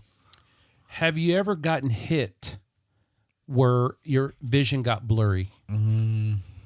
Where, let's say you got hit in the eye and you're like, oh, crap, you had to compose yourself and, it takes a couple seconds. I mean, has that happened to you? There was one time, or in my first fight ever as an amateur, I took a hit against a guy named Tailor Earhart. Okay. And it was like the last second to a round. I think to the first round. And he hit me with like an over right, or it was the left hand. So he came over right all over and hit my head, and it was like right on the button. Thank God it was like the last second too, because then the bell rang off. But then right after that, I was like, damn, I actually got hit. Yeah. Like, that was a hit. Yeah. Yeah. A lot of people gauge their opponent's strong hit and say, okay, I know how hard he hits. Yeah. So I know I can move on normal now. Exactly. Is that true? Yeah. Okay. So like you always feel that first hit. Yeah. And then you're trying to like realize, okay, then you got to adapt. But it's never the first hit that's hard. No. It's always once they get the rhythm and pop, that hurt. Yeah. Okay, that's his strongest hit, so I got to gauge after that. Yeah. Wow. Yeah, it's pretty crazy. Hell yeah. Let's see. This is a long one. I'm just going to read it. Right. Is there anyone in the sport you feel that doesn't get the respect that they deserve, or someone you think is overrated? You don't have to say names, but like anybody in this, on my level, I'm not too sure. Yeah, that was just kind of a weird question. Yeah. But in the UFC, I feel like okay, let's go UFC. That way you can fight him when you go to the UFC. He's like, I heard you talking shit on that podcast. I'm really too sure. Sean Strickland. Really? Yeah. Yeah, he has a lot of controversy. Yeah, I think they don't give too much respect. But yeah. Is he good? Yeah, I think he's a good fighter. He's definitely a different fighter, especially with this fight against Adesanya, I believe. I don't know. Yeah. There's a fight coming out. I think Islam Makhachev is fighting in 2 weeks or something like that. Yeah, I think so, like that. You gonna watch it? Yeah, I'm definitely gonna watch it. That's gonna be good because Khabib has 2 fighters actually fighting that fight. So Islam Makhachev and Umar Nurmagomedov, I believe. Yeah. Yeah, and that's going to be wars for sure. Those Hell Russians yeah. are crazy. Those Russians. What does that one comedian say? Is Dana White's the only person that could put 2 immigrants in a cage? Now, that's not racist, right? Not racist. Oh, my God. This is the truth. I got one more question, man. Let's see. Have you ever genuinely disliked an opponent? Not appointment. I'll say it again. Yeah. Have you ever genuinely disliked an opponent, and how did it affect the fight? Is there an opponent that I can't stand him, I can't wait to fight him, and obviously you beat him, but I don't know if he was talking crap on social media. Yeah, no one has really done that to me good. just yet. I mean, there was one where he was Isaac Verdugo, but like I said, I respect all my opponents, and I don't hold any grudges. You know, we're gonna step into the ring. That's literally the fight game. You're really supposed to That's true. trash talk and be as aggressive because you're trying to sell the fight. Yeah. You could try to amp up the fight. So, Uh-huh. Isaac Verdugo in an interview, he said that he was gonna knock me out in the first round. Yeah. And so after I heard that, I was like, all right, dude, like, Go ahead. You never fought me before, so we'll see how that goes for you. Wow. Yeah. But like I said, afterward, I give my respects to him. Yeah. Appreciate him as a fighter and for challenging me as well. Hell yeah. Hell yeah. Let's see. I'm just trying to see if anyone else wrote in. How do you mentally prepare? A lot of these questions they asked, I already asked you. Yeah. So no disrespect, guys. I already said it. I don't want to get Caught up on the same question. Yeah. Organically. Where do you keep your belts? I keep my 3 belts. Is the camo belt. Uh-huh. Pretty much all the ones I showed you already. Uh-huh. I keep those belts framed up on my wall. Oh. Yeah, in my room. Do you have like one of those plastic Yeah, frames? I pretty much have like a trophy desk, pretty much. Oh, that is sick. Yeah, so there's like it's on right in front of my bed. So every time I wake up, I have like a trophy area. Yeah. And I have my belts lined up one by one by one. Now, when you get your mansion, where are you going to put that in your mansion? Hopefully, when I have more money, I'll put it in a nice case. In a case, in like an entertainment room. Exactly. I have my own room with my belts. Have you seen you know what Andrew Tate is, right? Yeah. Have you seen his house that he has all his belts on his wall and all of them in cases, and he has oh dude, that is sick, dude. What's her name? She was Those are my belts right there, but they're all my awards from the Marine Corps. Yeah, that's dope. That's exactly how I have mine as well. Yeah. Forgot her name. She fought Pena. Ronda Rousey? No, the other one. She's Brazilian. Oh, I have no idea. What's her name? She fought Valentina Shevchenko? No, I forgot her name. I don't know. Yeah, I got a crush on Gina Carano, by the way. Gina, I want you on the podcast. I want you here. Yeah. Will you marry me? No, I'm just playing. I'm married. I want to get in trouble here. Yeah, right? My wife's in the other room. She's going to watch this podcast and she's going to be like, cool. It's like I'm going to beat him up. Baby. Hell yeah, man. Yeah. Alrighty, man. Let's go into some rapid questions Nice. and then we are done, bro. Perfect, man. Hell I yeah. appreciate it again. Absolutely. Let's see. Rapid questions. What's your pre-fight meal? Pre-fight meal. Right before I'm going to hop into the cage, I have peanut butter jelly sandwich with bananas in it and a little bit of salt to replenish fully. Peanut butter and jelly sandwich with bananas. Yeah, minus the jelly, peanut butter. Okay. Peanut butter Why I sandwich. like it. That's why. Yeah. Right. So the bananas for the potassium. Yeah. So you don't cramp up. Yeah, like I said, Coach Tina handles all that for me, and then it'll be for also potatoes. Okay. And some salt in it as well. Really? Yeah, because you're so deplenished with you're dehydrated and stuff like that, so you gotta refuel as fast as possible. Wow. Because we fight same day. Yeah. Yeah. So we gotta replenish as fast as possible. Who's your favorite fighter? Favorite fighter? It could be in the UFC. It can be anywhere. Yeah, there was a guy's name. I forgot his name, but favorite fighter right now is gonna be my coaches, Tina Pettigrew and Really? Alberto Trujillo. Oh man, I thought he was gonna say like Islam BJ Makhachev. Penn, Islam Makhachev, Randy Couture, the old school Yeah, stuff. you know what? George St. Pierre. George St. Pierre is an OG. I respect the way he fights, and he's definitely a big idol. Him and No BJ idol. Penn were my favorites. Yeah, BJ Yeah. Penn. That's old school too. yeah. Yeah, they've But been they're good retired fighters. forever. Absolutely. What's your biggest strength? Biggest strength, my ground game, Your my ground wrestling, game. my wrestling and jiu-jitsu. You hear that, guys? Oh, sure. Be prepared. Yeah, be prepared. prepared. Okay. I already asked you this question, but I'm just going to skip it. But who's your toughest opponent? You already said that. Yeah. Protein powder or vitamin supplements? Protein powder, vitamins, supplements. I guess right now protein powder because of the performance it does for me. Got it. Do you do creatine too? I do creatine. Oh, cool. So there's a lot of, like I said, there's a lot of performance enhancements for that. But later down, closer towards the fight, vitamins, supplements. Yeah. I used to be on creatine, and then since I got injured, I stopped taking no protein and all that. My muscles just shrunk, bro. It's all water. It's pretty much exactly. Yeah. So like, especially for fighters, you know, it's gonna be a harder weight cut for you. Yeah. If you're taking creatine 2 weeks before the fight. Yeah. You feel me? Who's your dream sponsorship? Dream sponsorship, Red Bull. Red Bull. Yeah. I feel like I'm an adrenaline junkie. Okay.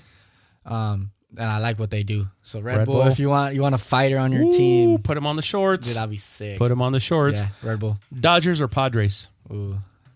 Gotta go with Padres. Padres. San Diego represent. Yeah. Okay, here, I always ask this one. San Diego Chargers or LA Chargers? I like them better down here. Yeah, San Diego Chargers. Everybody, bro. Yeah, man. Come on. There's no support, man. What happened? No, remember, and I brought this up with Daniel Alvarez. When the Chargers left, we were pissed, bro. Yeah. We were burning jerseys. We were going to Qualcomm and says, I don't want this garbage, bro. I've seen that on Twitter. Man. Win a Super Bowl, and guess what? We'll support you, but you haven't won anything. All right. Supposedly they've been doing really good lately, right? I don't even follow them no more, bro. You know what's funny is as soon as I got into like NBA and NFL, I started getting more into MMA. Okay, nice. So I was like, you know what? Forget them. This is more real. Yeah. That makes sense. These guys are getting paid millions, gazillions, and I'm saying half of them don't even play. Like, you know what? Nah, bro. What do you think of Raul Ramos? Chihuahua met him. We actually met him? We met him. Are you serious? He brought on the last Epic card. He was working at the grocery store. Then you saw that video? Yeah. They actually he brought down a fighter to fight at Epic, and cool. he was one of the coaches. Are you freaking serious? Yeah. So they made a big deal for him, and I actually took a picture with him. Shout out Raul Ramos. My brother's gonna send it to you. Where's he from? LA. Not LA, Vegas. Las Vegas. He trains over there in Vegas. He trains at the IPA. Yeah, at the UFC. He's for the UFC. Yeah. So man, I actually met him. It's crazy because you look at these UFC fighters in the cage and on the TV, and they look so big and strong. And I met him the other day at the event, and we're literally the same height. Really? Yeah. And it's like, dude. all right, cool. Like, he's actually fighting in my weight class. So hopefully we'll see. Coffee or tea? Coffee or tea. Healthy wise, it's gonna be tea. Tea. But I kind of like coffee a lot. I know you had a cup earlier, bro. The specific coffee from Better Buzz. Yeah.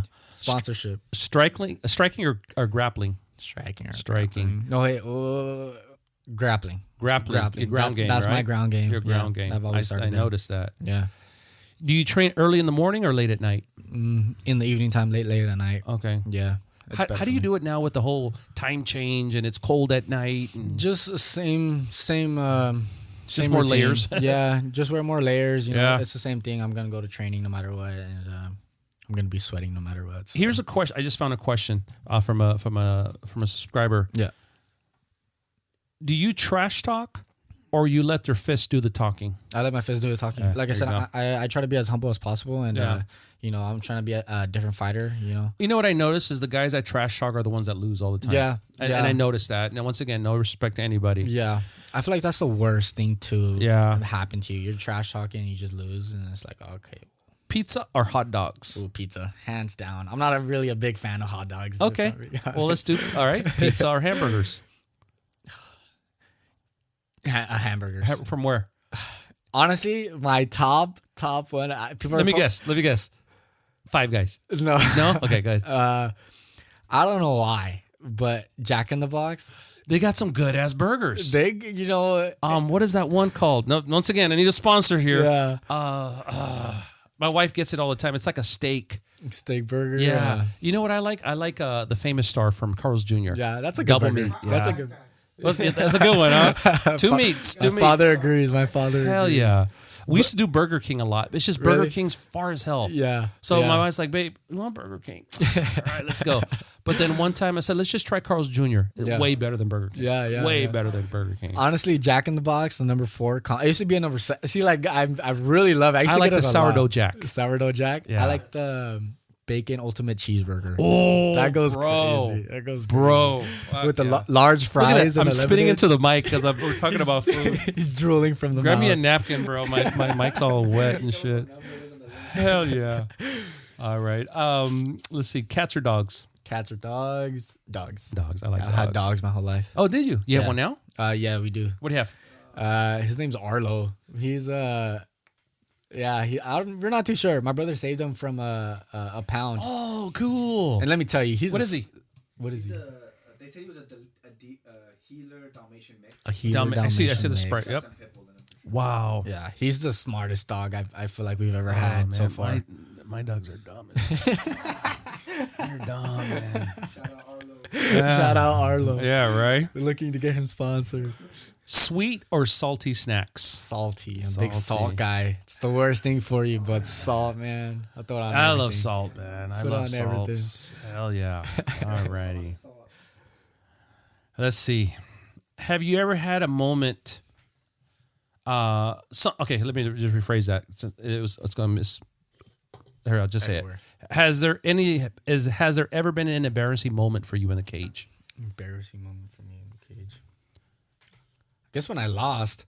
That's not embarrassing. I'm talking like they pulled your shorts down. You can see your ass crack on the video. They're like, oh shit, hold on, let me put my. No, my biggest embarrassment is I threw a kick. It was my second fight against Cody Warner. Okay. I threw a kick and I slipped out. So I kicked him and then my bottom foot slipped out, so I fell on my butt. Wow. And then that first round was just terrible for me. Yeah. I know one of our fighters, at Valiant, Yeah. he was doing a PKB. Okay. He had gloves on, and his cups shifted. So he has gloves, right? So he goes up to Jeff. He goes, "Hey, my cup slipped." Yeah. You can see Jeff going like, "I ain't touching that shit." So you see him with the gloves trying to fix his shift stuff. it up. Like, I can understand MMA gloves. You know, you Yeah, can at least yeah. grip it, but with gloves, you're like, "Oh shit, Can't that work would it. suck." You can't work it. Oh man, that sucks. That sucks, man. There was a hidden moment actually. Another one. I was in. It was end of the round. And I think it was round 2. Yeah. And that was when my cardio was not up to par. Yeah. And you could see me in the video. I'm like gagging. I'm trying to like not throw up. And, Yeah. So I literally almost threw up inside the cage one time. Wow. Like if that would have been more embarrassing if I'd have thrown up. Yeah. Shout out to Nate Jarquin, Nasty Nate. He had mentioned that one of his fingers fell out of his gloves. Oh yeah. I don't know. Happens. I think it was the Bernal fight. Okay. Carlos Bernal. Yeah, You yeah. fought him too. Not Carlos Bernal. Oh, okay. Yeah. So he pulls it out and he's like doing this and he's like, oh shit, his fingers Trying fell to out. fix it. Does that happen a lot? Not with me. No? But I see it a lot with other fighters. You really? Yeah. And that's tough because you're trying not to get punched and you have to try to pull that glove in. And Do you have to wear new gloves every time or you can use ones that are broken in? You could use the ones that are broken in already, but the organization for Epic, they usually give them new pairs. Got But you. Sometimes they don't, sometimes they do. Because I know for Cage Warriors, you have to use their gloves. Yeah, You yeah. have to. Yeah, so like there's special, especially for camo organization, you have to wear specific gloves. Got it. Yeah. Got it. All right. Well, the last question, and once again, you guys know this is a famous question for everybody. Actually, I have one more. Sorry about that. Nice. Sorry about that. Give me 1 second. You're good. And then I'll ask you the would you rather. It's one of the would you rather. What hurts more, a leg kick or stepping on a Lego? Right? A leg kick or Imagine stepping on at a 2 Lego. o'clock in the morning, you got to go to the restroom, and then I don't know if you have nieces or nephews. Yeah, I do. They have they left Leave their toys, and everything you're out. like, oh. What hurts more, stepping on a Lego or get a low leg kick? A Lego. Everybody. You're in a fight and it's like the adrenaline's kicking in, so you don't really feel anything. That's a good point. Yeah. Yeah, because you're half asleep. You're like, oh, I got to go to the restroom, and boom. That's the last thing you That want to feel. shocks It you, surprises you, man. You're just like, oh, this is attacking me right now. You know what's funny? And just to get off topic, the other day, we have alarms in the house. Okay. So at 2 o'clock, at 2:10 to be exact, my alarm goes off. Oh, jeez. So I'm in a dead sleep, and I hear, No. I just grab my gun, Yeah. and I'm walking, and I'm patrolling the house. Yeah, clearing the house. Clearing the house, and I'm like, my wife's like, what's going on? Hold on. Let me do my fucking job, right? Hold on. Sure enough, one of the freaking sensors fell off the damn thing. I'm like, so I woke you up for no reason. I couldn't sleep after that. Really? I was the adrenaline. Yeah. The adrenaline, bro. It kicked in. All right, and the last question I have for everybody. Okay, here we go. You guys ready? Here we go. Uh-oh. If you had to fight a Ninja Turtle, which one would you fight and why? Think about it hard, man. Yeah. I think his name is Donatello. The purple one. The purple one? Yeah. I haven't seen them in a while. It's been a long time. I know. I don't want to fight the smart one. I'd rather fight the one that's kind of like, let's just bang. Let's just bang it out. Supposedly the Raphael, the red one, he's like the freaking kick ass. Okay, is that the guy? Which the blue one is Raphael. No, that's Raphael. Donatello's the purple one. It's been a while. Yeah. Michelangelo's the orange one. Leonardo. I guess Leonardo is like the smartest one. Yeah. And then the problem solver. Yeah. The Michelangelo, the orange one is like Yes, I don't know, man. I don't know. Yeah. I'm not trying to be an expert at freaking, but it was funny. Tough question. It was a tough question. So you would fight Donatello. Why? I just feel like he would give me more of a fun fight. Really? It's more strategic. Sometimes you want to fight like a Mexican, you just stand there and just bang it out. Yeah. Have you ever did boxing? Yeah. I'm starting to do boxing now. Really? So that's like something that I've been working on for the past 2 years now. Got you. So, Got you. Perfecting that. Well, Daniel, thank you so much, bro. Thank you so much for your time. Once again, nothing but success for you, bro. You just gained a fan with me. But like always, I do have a gift for you. So really quick, guys, you guys know what it is. What I like to do, awesome. You guys know I was in the Marine Corps, right? Yes, sir. I was in the Marine Corps. I served proud. And what I like to do is you guys give me the entertainment of you fighting. Yes, sir. I like giving you a little piece of my history, which is the golden dog tags. That's awesome. So check it out, man. So if you read it. Huge. I was on the MouthGuardOut Podcast hosted by the Tailor. That's me, the Tailor. That's hard. Hell yeah. So that's from me to you. No, I appreciate that. So I appreciate that. So hang them proud. Maybe put them next to your belts, whatever the case may be. So that's just a little bit of a thank you. I wish I can give you guys more. Does that make sense? So the golden dog tags. But like always, I gave you a gift, and you have to give me a gift now. All right, here you go. You got to sign the table, brother. Yes, sir. So you can actually see there's a lot of space right here, but sign wherever you want. People just put their name and their fighter name and then the date and month. You can actually see Jazzy Jeff put future UFC welterweight champion. I'm going to be right here next to the Valiant boys. All right, cool. Yeah, go for it, man. Hell yeah. I'm trying to write it nice now. No, it's all good. It's all good. Make it readable. Because I'm going to sell this table on eBay, so just I'm trying to make my profits back. Especially when these guys go pro. You can actually see Momo's over here and Jeff and Nasty Nate's. Let me see. Where's Nasty? He's right here. Right there he is. Nasty Nate Jarquin. Dude, that guy's funny as hell, bro. Those guys from Valiant, they've treated me so good. They're good. They're like family of me. So good. Huge shout out to those guys. Hell yeah. They're killers over there. Hell yeah. Well, you have Leon, he's pro. You got Momo, he's pro. Nasty, I want to know when Nasty's going to go pro. Yeah, hopefully soon. Yeah, he's got a lot of fights too. Yeah. He's 4-3, I think he is. Don't quote me. Sorry if I got your numbers wrong. Who else we have over there? There's some other people out there. We got a couple girls out there as well. All right. Awesome. You got the date and everything? Yes, sir. January 02, 2024. The Honey Badger. The Honey Badger. Who gave you that name? It actually came from my coach. Yeah. And he's the owner of where I train at. Got it. He says that I'm very ferocious, even though I'm a small guy. Yeah. I'm relentless, and I don't give up, and especially in fights, I go at it. Yeah. I'm not afraid. So yeah, absolutely, bro. Well, it fits you well, man. It fits you well. Now, one more thing that I always do with the fighters, I always face off. Oh, yeah. Gosh, yeah. Here we go, bro. Huh? So what we do is we look in the camera. Okay, we could probably step over here. You don't have to be on the camera. And what we do, we just look at the camera, and then we just do a quick face off. So what we'll do is we'll look at each other first for 3 seconds, and then we'll turn to the camera for 3 seconds.